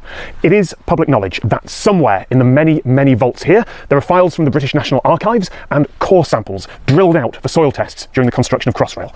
Other than that, well, Deep Store aren't saying, more through wanting to be cautious about revealing details of their clients rather than any strict secrecy. But the folks who actually got in touch and invited me here have a very different reason for storing actual physical things long term. Laura Ashley is a UK interiors, lifestyle and fashion brand. Within the cabinets in this room, there are hand-drawn artworks, some of them hundreds of years old, that have been developed into wallpapers or fabrics. But we also have fabrics, dresses, rolls of wallpaper, meters of the fabric that we've produced over the years stored in the archive. It's a continually growing archive for Laura Ashley. It's really important for us to archive the original physical pieces so we can really understand it's those techniques of how they were made. If you scanned that, if you created a digital archive, you would lose that history to that piece. When you can touch and feel and see some of these amazing antique documents, you can really see the brushstrokes in the artwork or how they were printed initially, and it might be that we actually want to recreate how they were printed, not just how they look. We can't keep everything. It would be nice if entropy didn't exist, but until humanity fixes that, preservation and archiving will take skill, time and money. And the more you preserve, the more upkeep it takes. Perhaps the most important decision any archivist has to make is what to keep and what to throw away. So we've got almost 100,000 items in this Laura Ashley archive, but that is by no means everything that was ever manufactured. We will always keep masters, so wallpaper and fabric is core to what Laura Ashley is. Original artworks would never be thrown away. The Laura Ashley pieces in this archive date back to the really early period, so people may donate pieces to the Laura Ashley archive. That could be a Laura Ashley bowl that you used to have in your house in the 1980s, or your mum's wedding dress from the 1970s. It's fantastic for us to be able to kind of see that we're following in the footsteps of the people who came before us. We've got over 3.5 million of items under storage, be it a box or be it an artefact. We have more than 40 rooms of the same standard or even better standard than what I'm actually standing in now. This is probably one of the largest single repositories in the country. Currently we occupy 14 to 15% of the actual mined void area underground, which means we've got amazing amount of space to expand into. Really, if you were to convert this entire site, eventually you'd probably be able to store just about every single archive box in Europe. 140 years ago, the Callander and Oban Railway in the southwest of Scotland set up a rockfall detection system along 4 miles of remote hillside railway track. The astonishing thing is, that system is still in operation today, 140 years later, and so far, no one's been able to come up with anything better. The West Highland lines travel hundreds of miles along natural mountainsides. There are different hazards depending on where you are on the Scottish Rail network. Through the Falls of Cruachan, the hazards there are definitely rockfall and boulderfall. We're now at Bridge of Orchy on the West Highland line, and the hazards here are much more natural landslides and debris flows down the steep-sided mountains. Rocks that are very small can pose a risk to the train operations, so something as small as a microwave can cause a train a problem. Something as big as a washing machine could lead to derailment, so it is a really serious issue. Definitely stopping the hazard at source is the best option for us. In a typical year, we will spend somewhere in the region of £40 million. That's on things that prevent landslides or improve the resilience of our infrastructure to extreme weather. Thank you very much. The Scotland Railway is about 3,500 track miles, so we can't protect that whole length, so we need to look at other ways of keeping the train safe, which is where the rockfall detection comes in.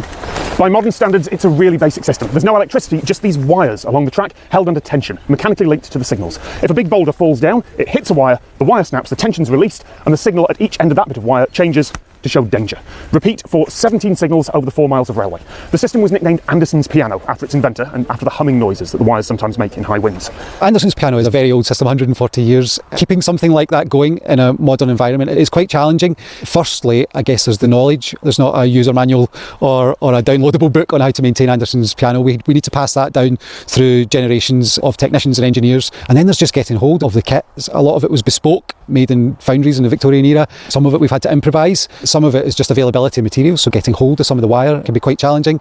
And we think we've managed to find a reasonable source that is a good enough match. The kind of rural and fence that will use that kind of wire, the manufacturers are striving to make it stronger and stronger, and we don't need it stronger for Anderson's piano. We need it to break when there's a rock comes through it. It's not perfect detection in terms of screening out, so vegetation can trip it off, animal movements if they do get inside the boundary. Very manual to reset. It's a physical task that involves lifting weights and repositioning counterbalances and manually moving signals back into place. So we can't do that when the trains are running, so that's disruptive to our network. It's a physical job that involves human beings. There's not a big reset button that we can push.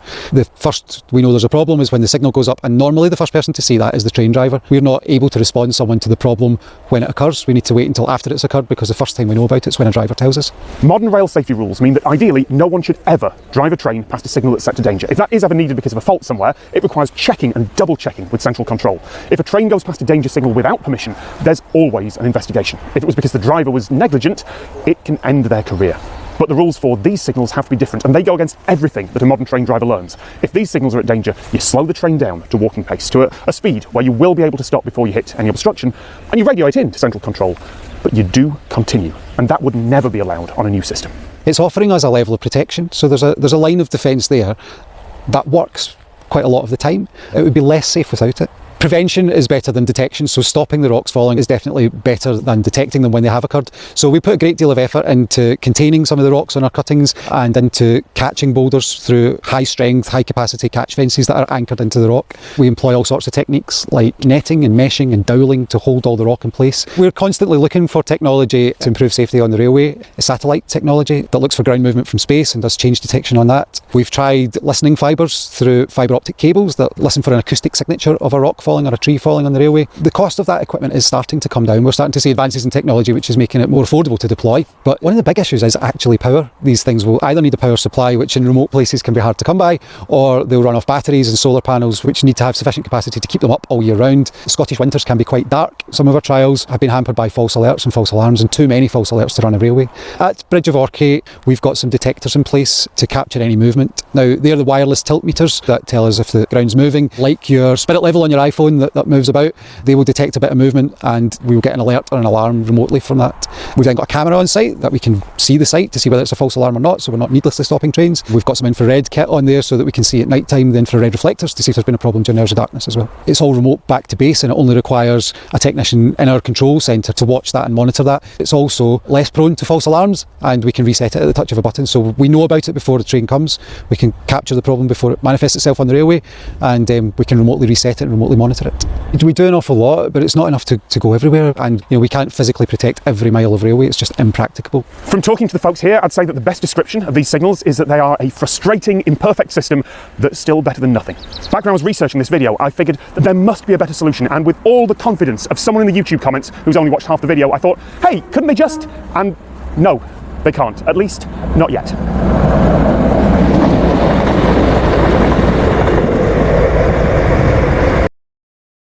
This windswept beach in the southeast of Scotland is open to the public, but to get here, there's a bit of effort required.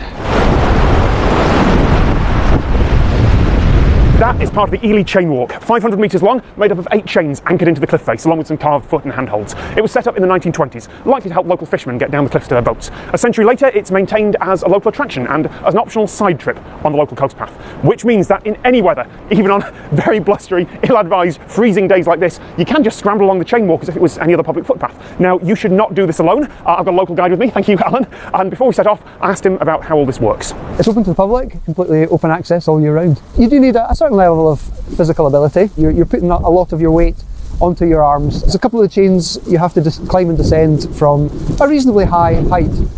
So although it's technically not difficult, you do have to be cautious climbing at height. If you come here in the summer, you'll see families tackling the chains, but also groups come here with helmets and harnesses and so on. So a wide range of people come and give the chains a go. Very occasionally, people do fall here, perhaps because they've ignored the safety signs or strayed off the path or been trapped by the tide and had to call out the local lifeboat. The chain walk isn't massively dangerous. It's not just for climbing experts, but it is dangerous enough that the safety signs are justified. There are modern attractions like this all over the world, but they generally use harness systems instead of hold on tight and watch out for the tide. The chain walk sits in that strange group of lesser known places where it would never be created now.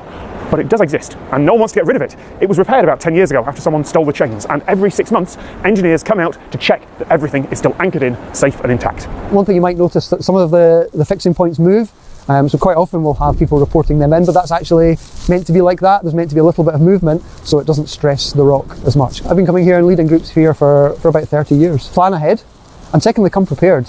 Decent footwear, know the tides, know what the weather's going to be like so that you don't get surprised as you go along the chains. There have been reports of people falling. They see the tide, they feel trapped, they don't want to get wet, so they decide to climb up the cliffs. But if you know the tides and if you plan around that, then that's not going to happen. When I first came here, it was the original chains, which were old and rusty. The ones there now are quite new and shiny and solid. And what I love most about this is the chain walk doesn't really lead anywhere important. You go across some cliffs, down a bit, across, up again, and you get access to a couple of beaches that are pretty much like every other beach around here. People do this. People take a small but significant risk and take the chain walk for no other reason than it's there. It is a very windy. I've got a story for you. I actually cut 3 whole paragraphs from the start of my script for this because I was going to explain the history of what makes a city in the UK, but honestly it was a bit dull. And the actual story here is how local government tried to save a bit of money and ended up losing a status symbol that was nearly 800 years old. The only thing I need to cover first is that after centuries of changes to the rules, the British definition of a city now in the 21st century is that a city is a city because it's on the government's list of cities. That's it. That's the whole definition. Despite what many people think, it's got nothing to do with size or power or population or cathedrals or castles or universities or history. Those might be reasons why a city was put on the list centuries in the past, but these days the only rule is it on the government's list? And new cities get added to the list because the Queen says so, usually when there's some big national celebration. Sometimes there'll be a competition and bidding process, and a few dozen towns and villages will file paperwork saying why they should get city status. The decision is actually taken by government ministers, of course. The Queen just approves it. But officially, Queen says, that one, and that's a city now. That's a really bad impression of the Queen. So the people of Rochester were quite surprised in 2002 when they discovered that Rochester was no longer on the list. It hadn't been for 4 years, and they were now living in a regular town, not a city. Not because they'd angered the Queen, although that would have been fun, but apparently because someone forgot to file some paperwork. Rochester had been a city since the 13th century, when its cathedral was consecrated, and that made sense when there was a cathedral and a small town around it and then countryside. But by the 1970s, urban expansion had merged the string of towns along this bit of the Medway River. Strood, Rochester, Chatham. They were all one big conglomeration joined up together. So in 1974, as part of national reforms, all those local governments were merged too, legally becoming the Borough of Medway. Rochester, as an actual legal place with a local government, was no more. But the Queen issued some special paperwork called letters patent that said, yes, okay, fine, Rochester, the part that's been a city for 800 years, that can still be a city. Which would have been fine. A few years later, the local government then petitioned to extend that city status to the whole borough, calling it Rochester upon Medway. Great big city, covers the whole area, and it's not tied to the old city boundaries anymore. It's tied to the local government district instead, which probably seemed like a good idea at the time. Until 1998, when districts were due to be merged again in another local government reshuffle. The towns of Gillingham and Rainham were going to be connected in, and the whole area would legally become known as just Medway. And by that time, the rules had changed. To stay a city, they didn't just need a bit of paperwork from the Queen. The local council had to appoint charter trustees, a group to represent the original city. The cost was estimated at about £60,000. Exactly what happened next depends on who you ask and when you asked it. No one seemed to notice at all until 4 years after the reshuffle, when a local historical society spotted that Rochester wasn't on the list anymore. In news articles from back then, it was put down to an administrative error. But a few years ago, one party's politicians dug through some paperwork, looked up some minutes of meetings and blamed the other side for doing it as a deliberate policy. A Freedom of Information request pulled the minutes from the archives into public view just a few weeks ago as I record this, and as far as I can tell, they're inconclusive. It might be that the council didn't understand the consequences. It might be that no one wanted to pay for it and the buck kept being passed. Now, there is a standard rule of thumb called Hanlon's razor. Never attribute to malice what can be explained by incompetence. But also, those meeting minutes are written in exactly the sort of kind of ambiguous way that I would write if I knew I was making a risky decision and I wanted to avoid blame for it later. The truth is probably lost to history because no one is going to remember what was actually said in those meetings more than 20 years later. And even if they did, they probably won't want to take the blame now. And now the city status is lost. Rochester can't get it back because Rochester isn't really a legally defined place anymore. Sure, you can type the name into a navigation app, you will get here. There are signs. You could probably draw some borders with a bit of research, but there is no legal Rochester council who could appoint those trustees. There hasn't been for 20 years. Medway could become a city. They've tried a few times, but the Queen hasn't chosen them yet. And Medway is not Rochester. Does it make any difference? Legally, no. Village, neighbourhood, town, city, none of them have any distinction in British law anymore. But one of those words makes the place sound bigger and more prestigious. Maybe being on the list would affect whether a place gets investment or businesses move into the area. But it looks like Rochester will now forever be, well, arguably, not even a town, just a neighbourhood of Medway. A very, very windy neighbourhood of Medway. There's a storm coming tomorrow, it would have been worse. This is the Hill House in southwest Scotland. It was built in 1902 using design and construction techniques that were years ahead of their time. It's an important bit of architectural history, but because it was years ahead of its time, it was also experimental. It turns out that the house exterior just soaks up all the heavy Scottish rains and lets the water in. 120 years after it was built, this whole building is slowly cracking and crumbling and dissolving. The first step of saving this house is to dry it out, slowly and carefully. The problem is, it rains 190 days a year around here, so the National Trust for Scotland had to build a very big drying room. The Hill House is so important. It is globally known. We attract visitors from all over the world on a pilgrimage to come and visit the Hill House. Charles Rennie Mackintosh is definitely one of Scotland's most famous architects and designers. It is Mackintosh's domestic masterpiece. It really is so ahead of its time. When you walk through the front door, when you picture what was essentially a Victorian family living in this house, you realise how forward-thinking Mackintosh was in his design. He used a material called Portland cement on the exterior. There was no lime at all used on site as well. We're located in one of the wettest parts of Scotland in Helensburgh, so it really was a recipe for disaster. The Hill House has been described as dissolving like an aspirin in a glass of water. The box basically buys us some time to dry the house out, shelter it from around 86% of the elements. It acts like a giant umbrella and shields the house from the weather. The walls of this box are made of chainmail. If you go and order a modern armour costume with a chainmail vest, it will be made of this same stuff. It's more than 30 million rings of stainless steel linked together, weighing 8 tonnes. The roof catches most of the rain and the chainmail catches what blows in from the sides, but it also lets air through for ventilation. It lets bees and other insects through to pollinate the plants in here, and it's all recyclable afterwards because it's steel. You just melt it down into something else. The box is made up of 32.4 million individual chainmail links that surround the house in the world's largest sheet of chainmail. In terms of construction, it took 9 months. It really is one of a kind. It cost around £4.5 million. If you were to cover the house completely, it would be at risk of suffering from environmental shock and it would cause more damage than good. The box still allows the house to breathe. That's really important. It would dry out too quickly. It would cause damage to the exterior and indeed to the collection inside the property as well. Before, you'd be able to visit the house and it was here on its own and it was amazing, but the box adds another level. There are walkways all around the property. You can walk around the perimeter of the house, even up and over the top, seeing the house from aspects that Mackintosh himself would never even have seen. What you're seeing at the Hill House is conservation in action. They didn't need to add the staircases and gantries and ramps here, but if you block this house from public view for the 15 years it'll take to dry out and repair, then there's a chance the public are going to forget about it. It'll look like a construction site, an eyesore. If instead you highlight it, you create something one of a kind like this box, and you let the public see the house from angles that will likely never be possible again, well then, you're not just preserving important architecture, you're promoting it. And for me, that's the cleverest part of all this. I wouldn't be here, you wouldn't be watching this, if it wasn't for the box. This path is steep and this is Sicker Point, about an hour east of Edinburgh in Scotland. And yeah, it just looks like some rocks on the coast, but this is one of the most important geological sites in the world.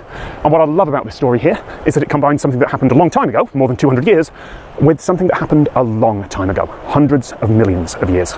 In 1788, James Hutton, who's now known as the father of modern geology, visited here in a boat. He was looking for places that would help his theory that the Earth was far, far older than people thought at the time. He was looking for 2 types of rock right next to each other in a way that could only have been made over what we now call geological time.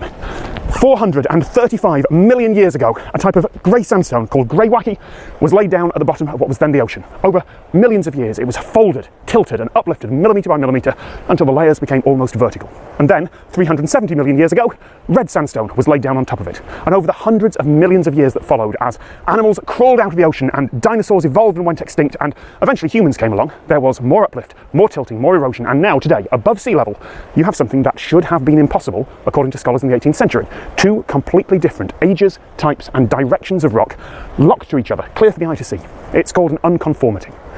Hutton had found other unconformities before, and he'd find more afterwards. They're not too rare if you know what you're looking for, and he knew what he was looking for.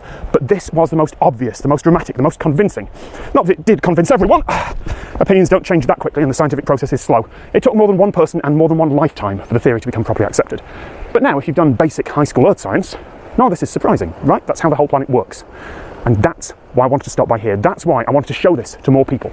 Because my big question is there anything like this left? Anything that can be explained in a couple of minutes to a modern person that describes something that's now obvious to pretty much everyone, but that is still sitting undiscovered somewhere out there in the world until one person with the right knowledge is in the right place.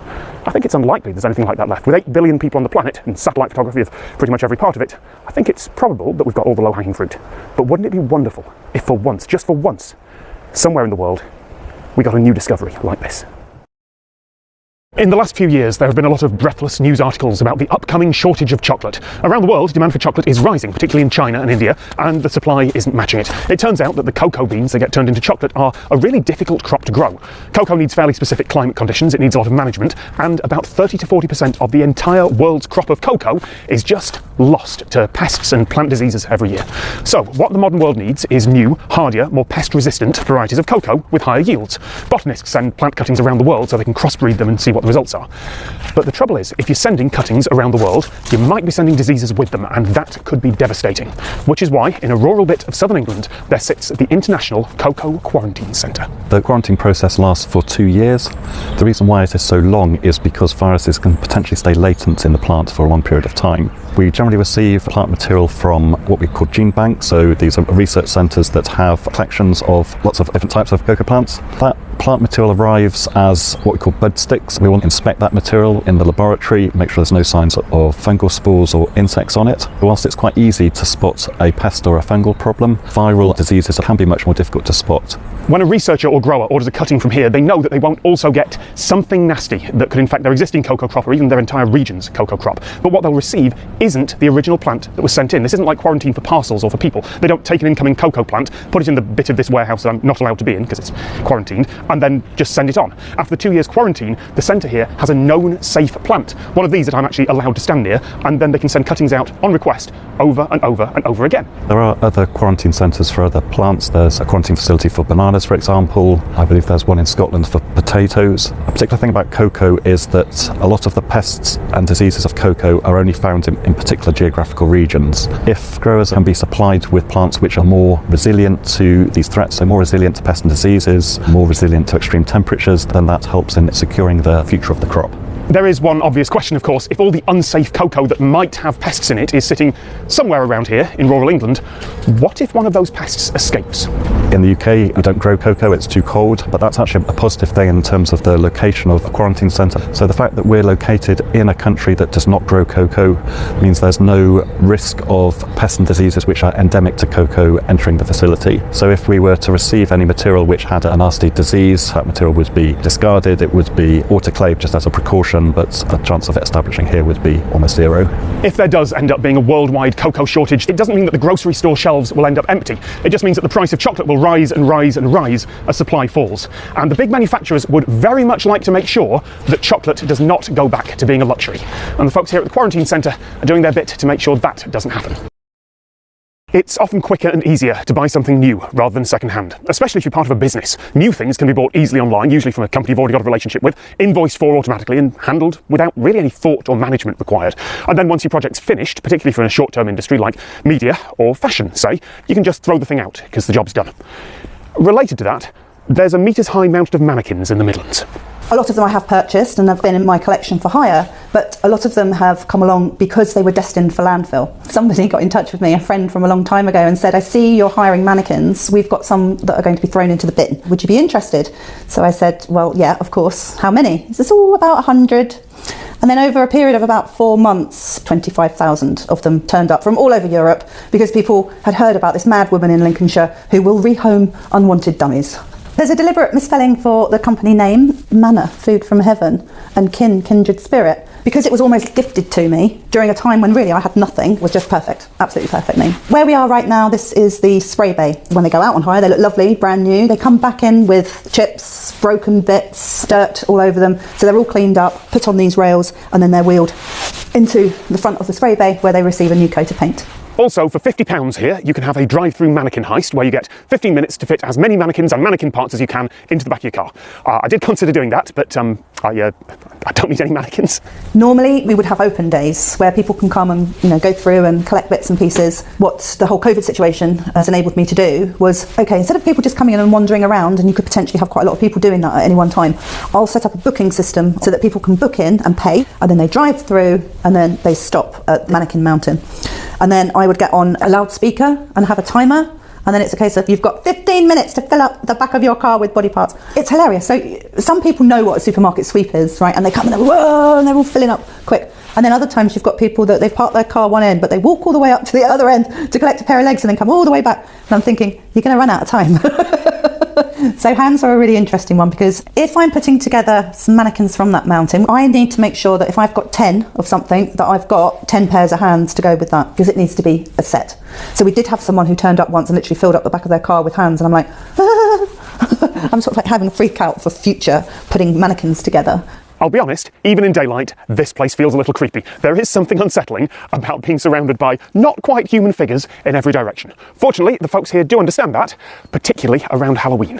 At Halloween, I open up the yard so that people can walk around at night in a mannequin graveyard. I did something that I called the Awful Halloween Walk. It's out in the middle of nowhere, and there's literally bodies and mannequins all over the place. So it's not something that you would usually see. It is something really, really bonkers out of this world. And so that has attracted quite a few different film crews, not just horror films, which is like the obvious one, but also for music videos. So most people who are selling mannequins in the UK, they do sell them. They don't do the hire because there's a lot of work involved. But selling them is a linear process. So they are made most of the time in China. They get transported over. They go into the shops, they're used, and then they are just put in the bin. They get crushed, they go into landfill.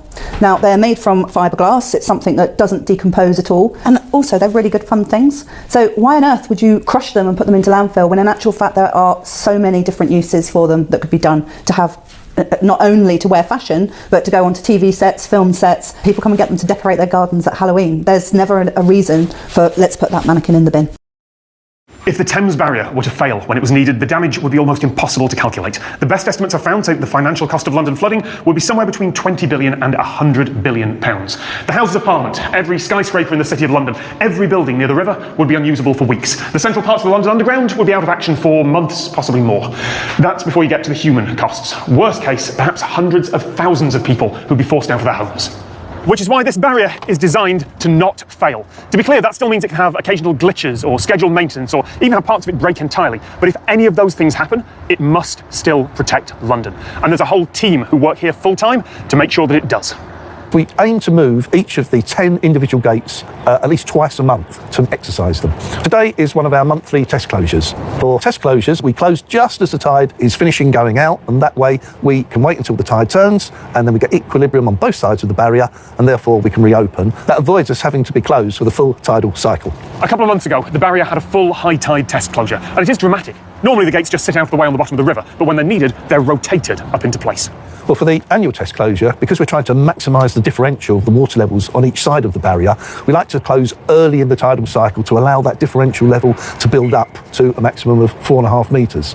On a flood defence closure, we close much later in the tidal cycle because we just want to stop the danger element of the tide going up into central London. We try and be gentle with the river, so we start by closing the outer smaller gates, and then we slowly work across into the middle. And sometimes we'll bring the two 61-metre gates in the centre of the river up a couple of metres below the surface before we finally bring them into the closed position. And that avoids a reflective wave of the water that's coming in and being stopped being pushed back downstream. So during a flood defence closure, we don't have to stop the whole tide going into central London. We just need to stop the part of that tide that would overtop the linear defences. Normal spring tides that go into London each day do not overtop the embankment walls, for example. But if you've got a surge element on top of that, that is what would go over the top of the walls in London, and that's the element that we need to stop with the barrier. Once we've stopped the danger element of the tide and got a differential, we've effectively created a reservoir upstream of the barrier. We can then over-rotate the large gates and allow a controlled flow of water upstream into the reservoir that we've created. And again, that reduces the amount of time before we get equilibrium on both sides of the barrier and can reopen. The barrier cannot be allowed to fail when it's needed, so each gate can be moved by one of 4 separate motors. That service tunnel I was in, there are 2 of them, a few metres apart, identical with completely independent power and control systems. The barrier has 3 connections to the UK power grid from both the north and south of the river, and if the entire British national power grid fails, which has never happened, but if it does, the barrier has 3 separate diesel generators, any one of which could operate the entire thing. We have a number of modes of operation, so that if when we're using mode 1 operation, we have a problem of technical nature, we go to mode 2. Problem with mode 2, we go to mode 3. We don't necessarily have time to sort out any technical issues, but we've got other modes of operation that we can fall back on. The barrier has to close when we need it to. I always say that if the Prime Minister was stood in the House of Commons in his Wellingtons and we said, sorry PM, we'll get it right next tide, that would probably be fairly career limiting. So that's the technical resilience. What about the physical construction? Well, these piers are made of Portland cement, so they'll stand for a couple of centuries at least. The steel gates are protected by what's called a sacrificial anode. Corrosion in water like this is an electrochemical process, so if you connect a chunk of metal that's more easily corroded to something like the gate, that chunk of metal will take the corrosion damage instead, and you can replace it fairly easily whenever you need to. So the gates will also be fine for a century or so. What if a ship hits the barrier? Well, ships are designed to float. Relatively speaking, they're not that solid. These piers are thick concrete, and each of the main gates is 3,000 tons of steel. So the ship's going to come off worse. Collisions have actually happened several times. In 1997, a ship called the Sandkite hit one of the piers. The only damage to the barrier was some scratched paint and a broken ladder, but the ship sank. The trouble was that it sank where it hit and sat broken on top of one of the open gates. That would have blocked that part of the barrier from closing. The contingency plan, if there had been a flood tide, would have been to close all the other gates and use the force of the water trying to get through to blast the wrecked ship clear. But also, even if one gate was completely broken somehow, the barrier would still not technically fail. The margin for error would be gone, but that's why the margin's there. It would still hold back enough water to keep London safe. We have a series of forecast models, and we run what we call an ensemble forecast that looks many tides ahead. With any models, particularly forecast models, you will always get a degree of error. So the forecaster here will make an adjustment to the forecast, and that data will be passed to the controller from which to make a decision as to whether to close or not. So the barrier is highly reliable and strong. What if there's a really high tide, a storm surge that's too much for this to cope with? Well, the design odds of that are 1 in 1,000 per year. Not technically failure, just not being specified high enough. The barrier was designed in 1970 for a 60-year life, which would be 2030, which must have seemed a very long way away then. The good news is that with modern simulations and modelling, the team here are confident that it'll last another 40 years at least. But part of the reason for that is because those 1970s engineers built in a huge margin of safety. They didn't cut corners then, and that's given us breathing space now. The gates themselves, with inspections and remedial works, will probably be good to go until 2070. But a lot of the supporting infrastructure, the fire systems, the security systems, even the cranes on the piers, will all have to be updated in the years to come. But what if the tide went high enough to actually overtop the barrier? Well, those gates are built strong enough that any water they can't hold back can flow under into the low water on the other side. Remember, they close the barrier early, when the river's at its lowest point. So yes, if some apocalyptic storm comes along, the barrier should still work well enough. If this was almost anything else, you could say that the redundancy was overspecified, that requirements like this were ridiculous, but with so much at stake. The Thames Barrier is a marvel not just of engineering, but of how you have to build when something cannot be allowed to fail. Across Britain, a lot of towns and villages have all sorts of strange old traditions. From 10, 9, 8, 7, 6, 5, 4, 3, 2, 1, light those skids!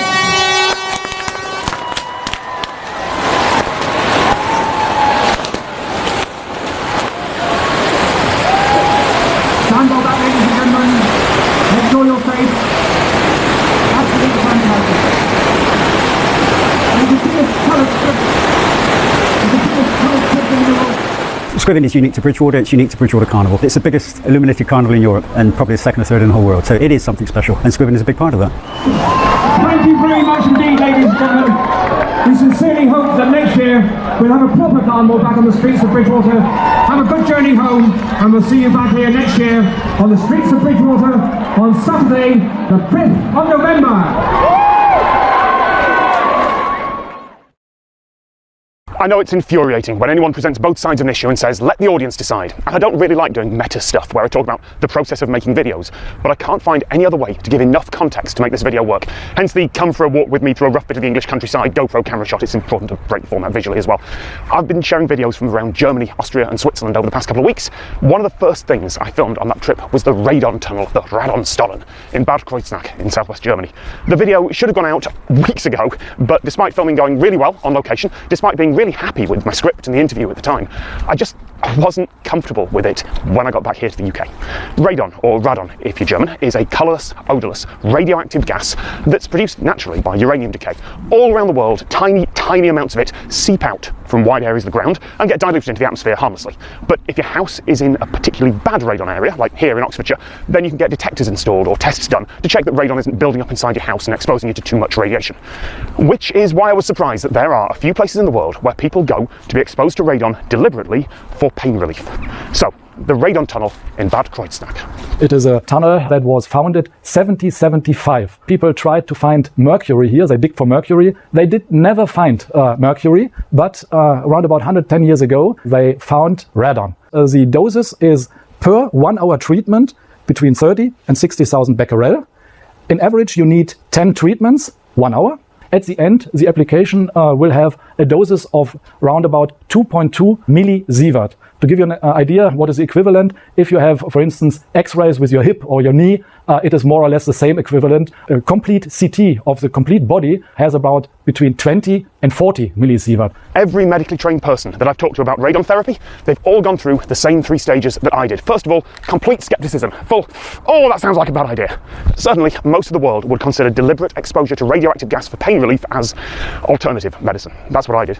And then stage 2, you look at the scientific papers and, yes, the marketing that talk about what limited trials there have been and the patient testimonials and the theories about why it works, and the reaction becomes, I guess maybe it's worth a look.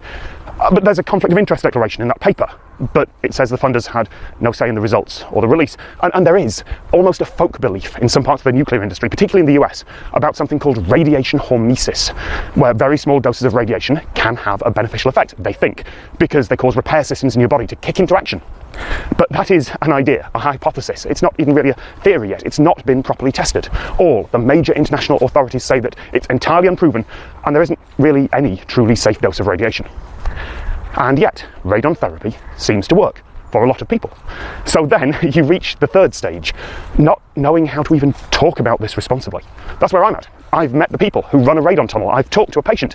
I've got a duty of care to them, as I do to anyone I film with, but I also have a duty to the audience and to the truth, scientific or historical or personal. So I need to make something very clear. This is not an endorsement. I think radon therapy is fascinating. The people who run the radon spa definitely think it works. Certainly most of their patients do. There's just enough evidence here that this unqualified skeptic can't write it off, not immediately. And the fact that there's all this infrastructure for handling radioactive gas as part of something that most of the world hasn't even heard of, well, I think that's interesting enough to at least discuss. Just to make clear, it is not wellness, it's not miracle, we do not promise something weird. It is pure medicine, it's a medical application where you need a doctor's prescription, and at the end, 85% of the patients, they report it helped, it worked. So you get rid of your medication for pain relievers for 1 year and more. It is not wellness, that's really must be clear.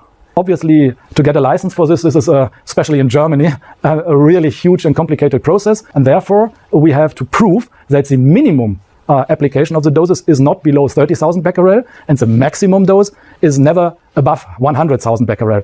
We are always in the average, somewhere between 30 and 60,000, which is a perfect range for the treatment. There are plenty of doctors and health insurance companies in Germany that endorse radon therapy, but that isn't evidence for it working. The British National Health Service paid for some homeopathic treatments until 2017, despite a mountain of evidence proving that homeopathy does absolutely nothing. Homeopathy may feel like it works for some people, but if you just give people a sugar pill, a placebo, and say, oh, it'll help with your pain, a lot of the time, feels like it does help, at least for the short term. The placebo effect isn't quite as magical as some folks think, but certainly very powerful for sensations like pain and nausea, the sort of things that radon therapy is intended to treat.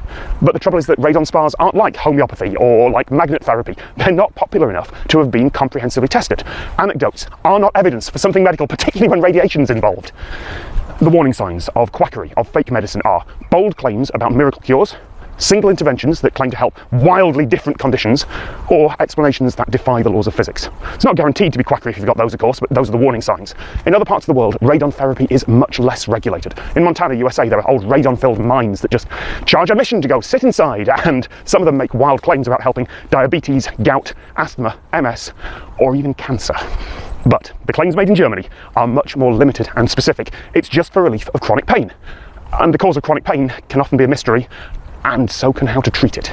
The treatment doesn't work instantly. So if you leave the tunnel, you are not instantly cured. Patients, they report to us, normally it takes some days, up to 6-8 weeks when it works. We are aware that some other tunnels worldwide, they claim they can cure anything. We are pain relief. Pain relief from inflammatory process, not more and not less. So normally people think radioactivity, oh, that's harmful. but it is always the same question, is the doses that makes sense. And what we here apply, you see this equipment that is monitoring how much radon is emitted, and we do emit radon in that quantity that is necessary to initiate healing processes.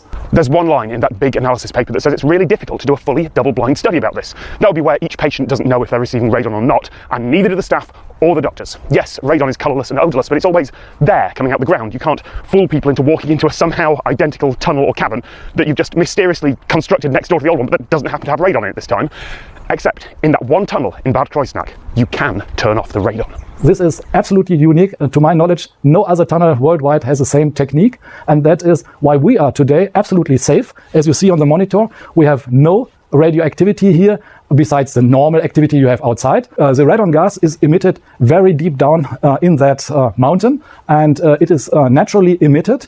At the end, we just grab the gas with a pipeline and a kind of fan that transports it into this room, and we can switch it on and off in that proportion we need it. That's why I was allowed to film in the treatment room. It didn't have any radon in it, it's not there anyway. It hadn't been used for hours. All the ventilation meant there was just fresh air in there. It would absolutely be possible to set up a proper, large-scale, double-blind study in that tunnel. If some university or government wanted to fund it, if they could find enough willing patients, if their ethics review board would be willing to sign off on treating people with radioactive gas, and if it could be arranged that no one, not even the staff at the tunnel, knew whether each patient was getting radon therapy or just fresh air.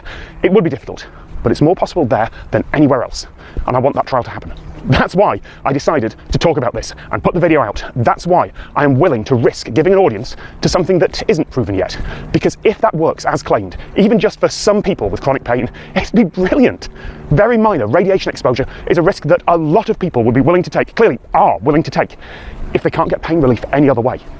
And if it doesn't work, then we probably need to stop exposing people to radiation. I know it's a cop-out to say more studies are required. It's the weak ending to every inconclusive undergraduate paper. But in this case, it's true. More studies are required, and hopefully those studies will happen soon, because I would love to go back to a radon spa in a few years' time and follow up with the proof. Over the years I've been making videos, lots of people have suggested that I should see the Hallig Islands in Germany, mostly because of the tiny trains. Every few years, some media outlet does a story about how the people who live out on the islands have their own personal trains to get them to and from the mainland. And yes, I'm going to talk about those. But the story here is way more interesting than that. Although, yes, the best way to get to some of the Hallig Islands from the mainland is on board tiny trains. And the railway staff here are going to let me take a ride. Die Strecke hier von Lüttmosil rüber zur Hallig-Nordstrandisch-Moor, die ist etwa 3 Kilometer lang und läuft über einen Wattsicherungsdamm. Also es gibt bloß diese eine Strecke ohne irgendwie eine Verzweigung. Es ist halt nur ein Gleis, es gibt eine Ausweiche. Ansonsten, so viel Verkehr ist hier nicht. Hilft man sich halt, wer zuerst da ist, der hat dann halt Vorrecht. But there's a bigger question. Why is there a tiny railroad here? Who built a railroad instead of just a road? Los geht's! Diese Bahn ist eigentlich gebaut, um Material auf die Hallig zu bekommen, Küstenschutzmaterial. Also die Gleise liegen auf einem Wattsicherungsdamm. Der ist erforderlich, um eben das Watt zu sichern und die Priele und die Nordsee weiter draußen zu halten. Und man hat dann eben, um das Material darüber zu bekommen, hat man diese kleine Eisenbahn darauf gebaut. If you're building sea defences in the 1930s and you need to get a load of heavy material across a tidal flat, well, rail is your most efficient option. And to understand why they need those defences, we need to take a look at the bigger picture. But unfortunately, I'm not allowed to fly a drone here because this is a wildlife preserve. But if you look at aerial images, you can see that the whole of this area, the North German coast, is protected by these barrier islands. This area is the Wadden Sea, hundreds of kilometres of sandbars and mudflats that act as a natural wave break and storm defence. That's what they were boosting with the earthworks here. Manage these islands correctly, and you'll protect all the cities on the mainland from flooding. Plus, people have lived on these islands for centuries now. They'll happily take the storm defence for themselves and the free railroad that comes with it. Für touristische Nutzung ist diese Bahn nicht gedacht, also die ist einzig für den Küstenschutz. Und dann haben die Halligbewohner die Erlaubnis, eine eigene private Lore zu nutzen, wie sie hier im Vordergrund steht.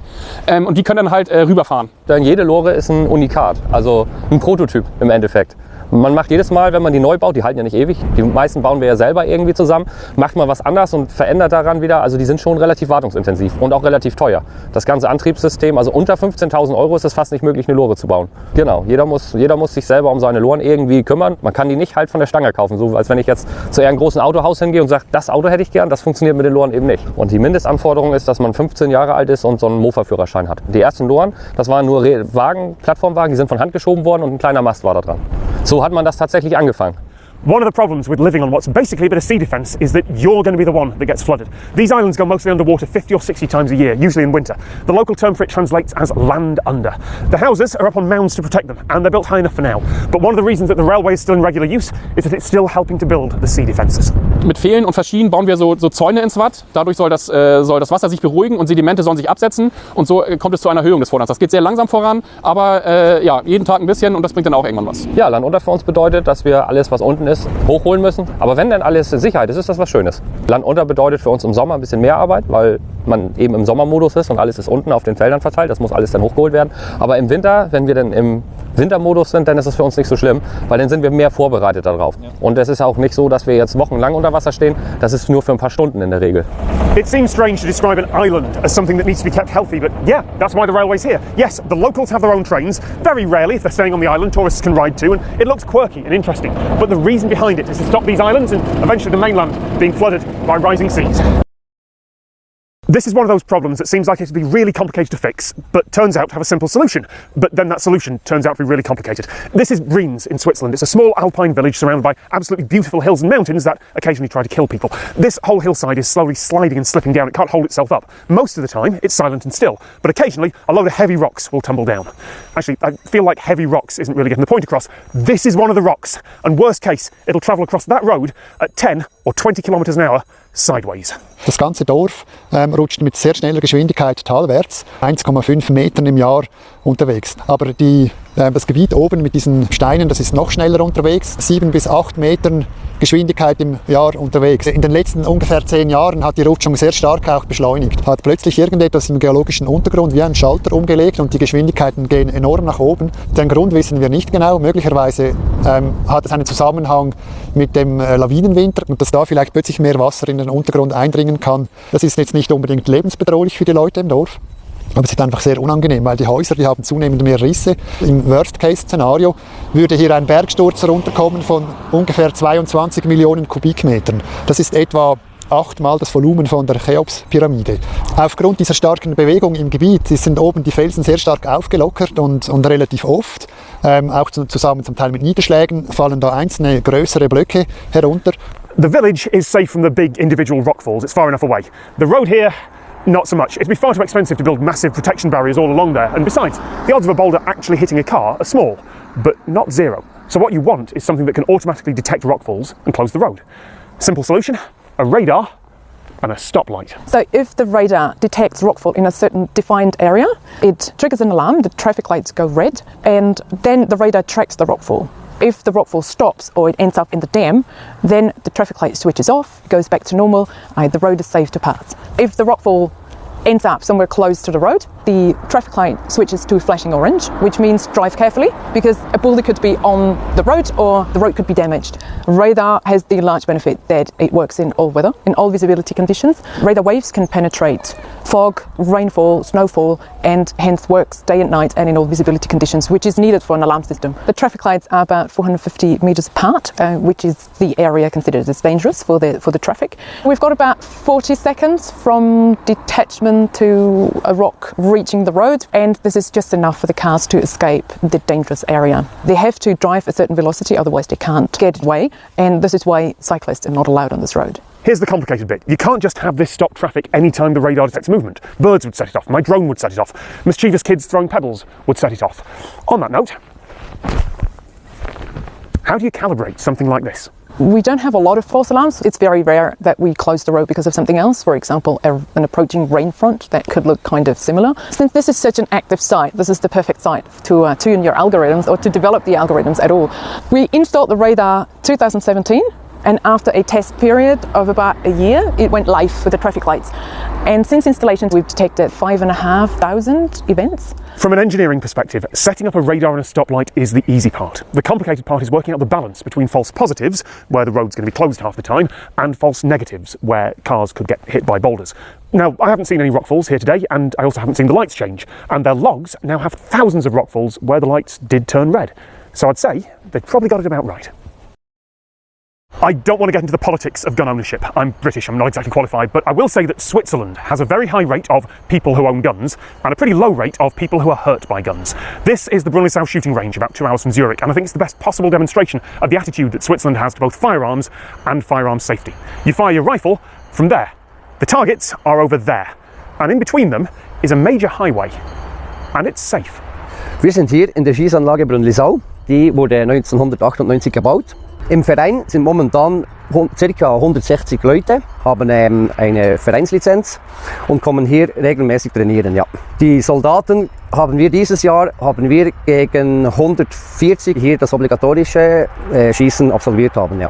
Wir schießen pro Jahr ca. 80.000 Schuss auf dieser Anlage hier auf unseren 12 Scheiben. Rifle shooting is a national sport in Switzerland. Service in the military is compulsory for men, albeit these days with the choice to take on civilian public service work instead. For those who do choose military service, a lot of them decide to keep their firearm when they finish, which means that, yes, there are a lot of people with guns in Switzerland, but they've pretty much all had thorough training in how to use them.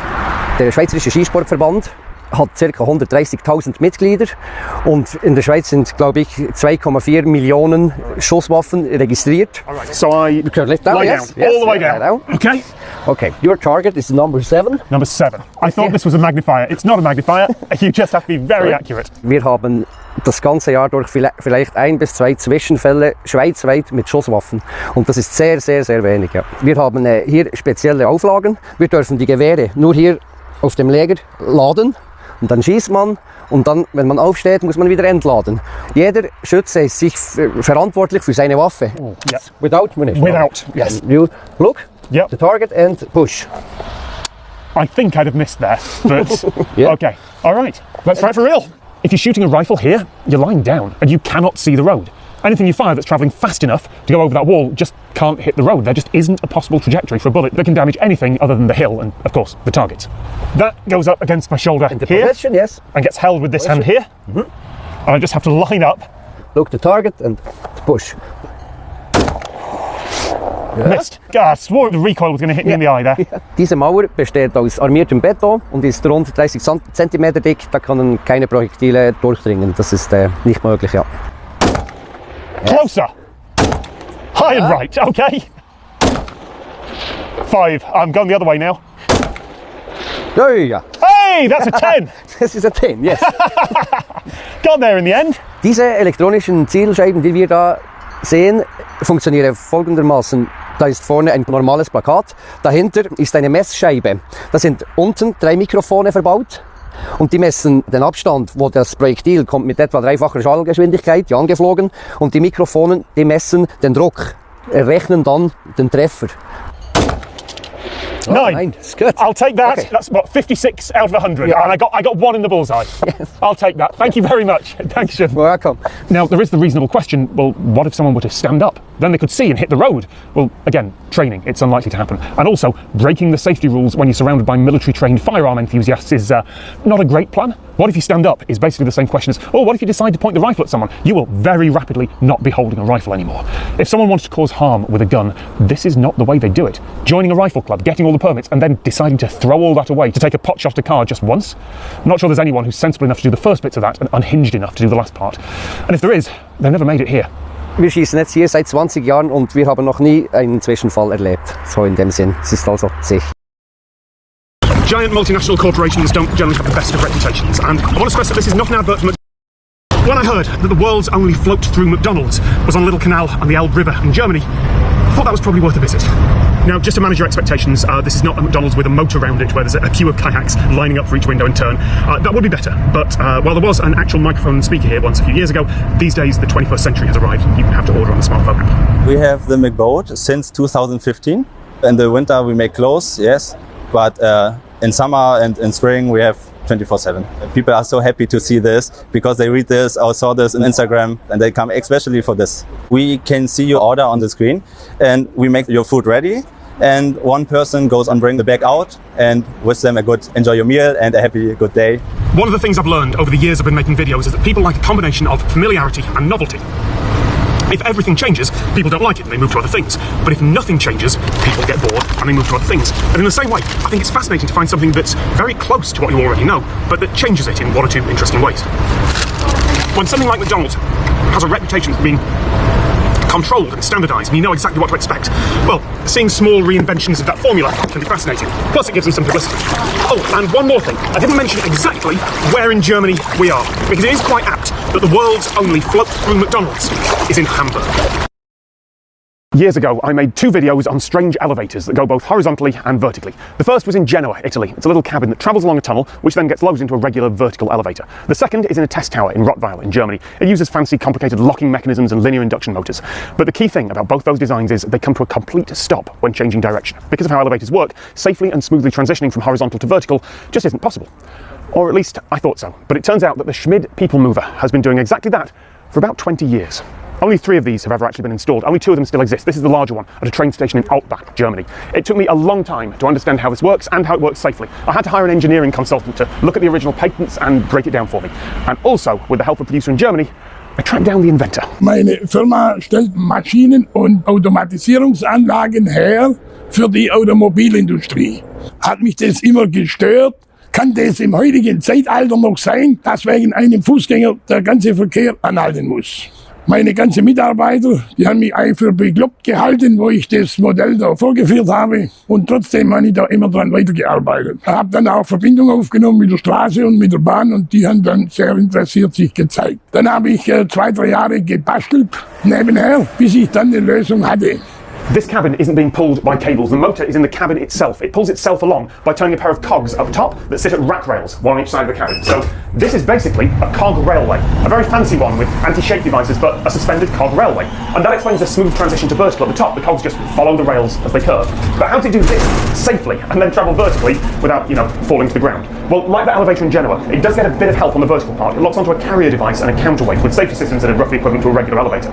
The carrier is what you can see start moving through the window as you transition to vertical movement. And meanwhile, down at the bottom, the counterweight sits on calibrated springs so that as this cabin starts to transfer to vertical, the counterweight gently lifted away from the springs and everything balanced.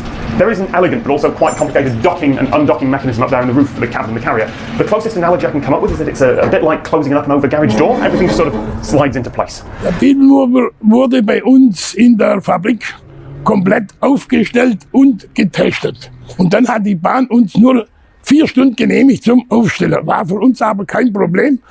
Der People Mover wurde angeliefert in 3 Teile. Linker Turm, rechter Turm und die Brücke. Und mit dem Kranwagen reingehoben, Brücke drüber. Da sind wir sogar noch 1 Stunde früher fertig gewesen. Und somit musste die Bahn nur die 3 Stunden nachts frei halten. Viel, viel billiger, wie wenn sie hätte eine Unterführung gebaut oder eine Brücke drüber.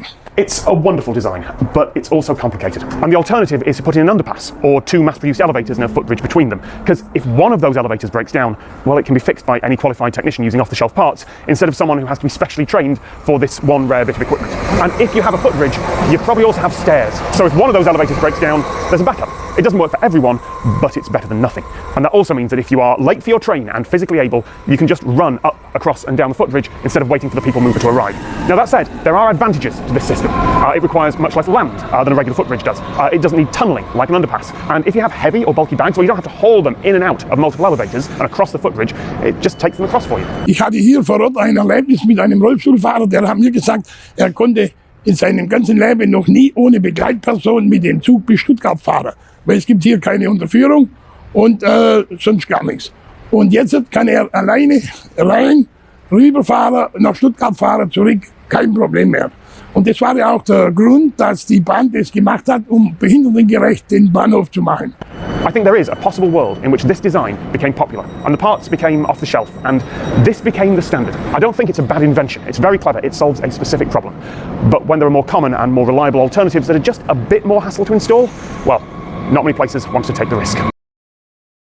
If you want to learn to drive a train, there are simulators. A screen, a set of controls, it's pretty realistic. But that's not the only safety-critical job on the railway that needs training. The signallers who decide where trains go are just as important, making sure that every train goes down the right track and dealing with disruption when it happens so that passengers can still get where they're going. You could simulate that on a computer, sure, but there is a more physical approach. Here in Darmstadt, Germany, there is the world's most useful model railway.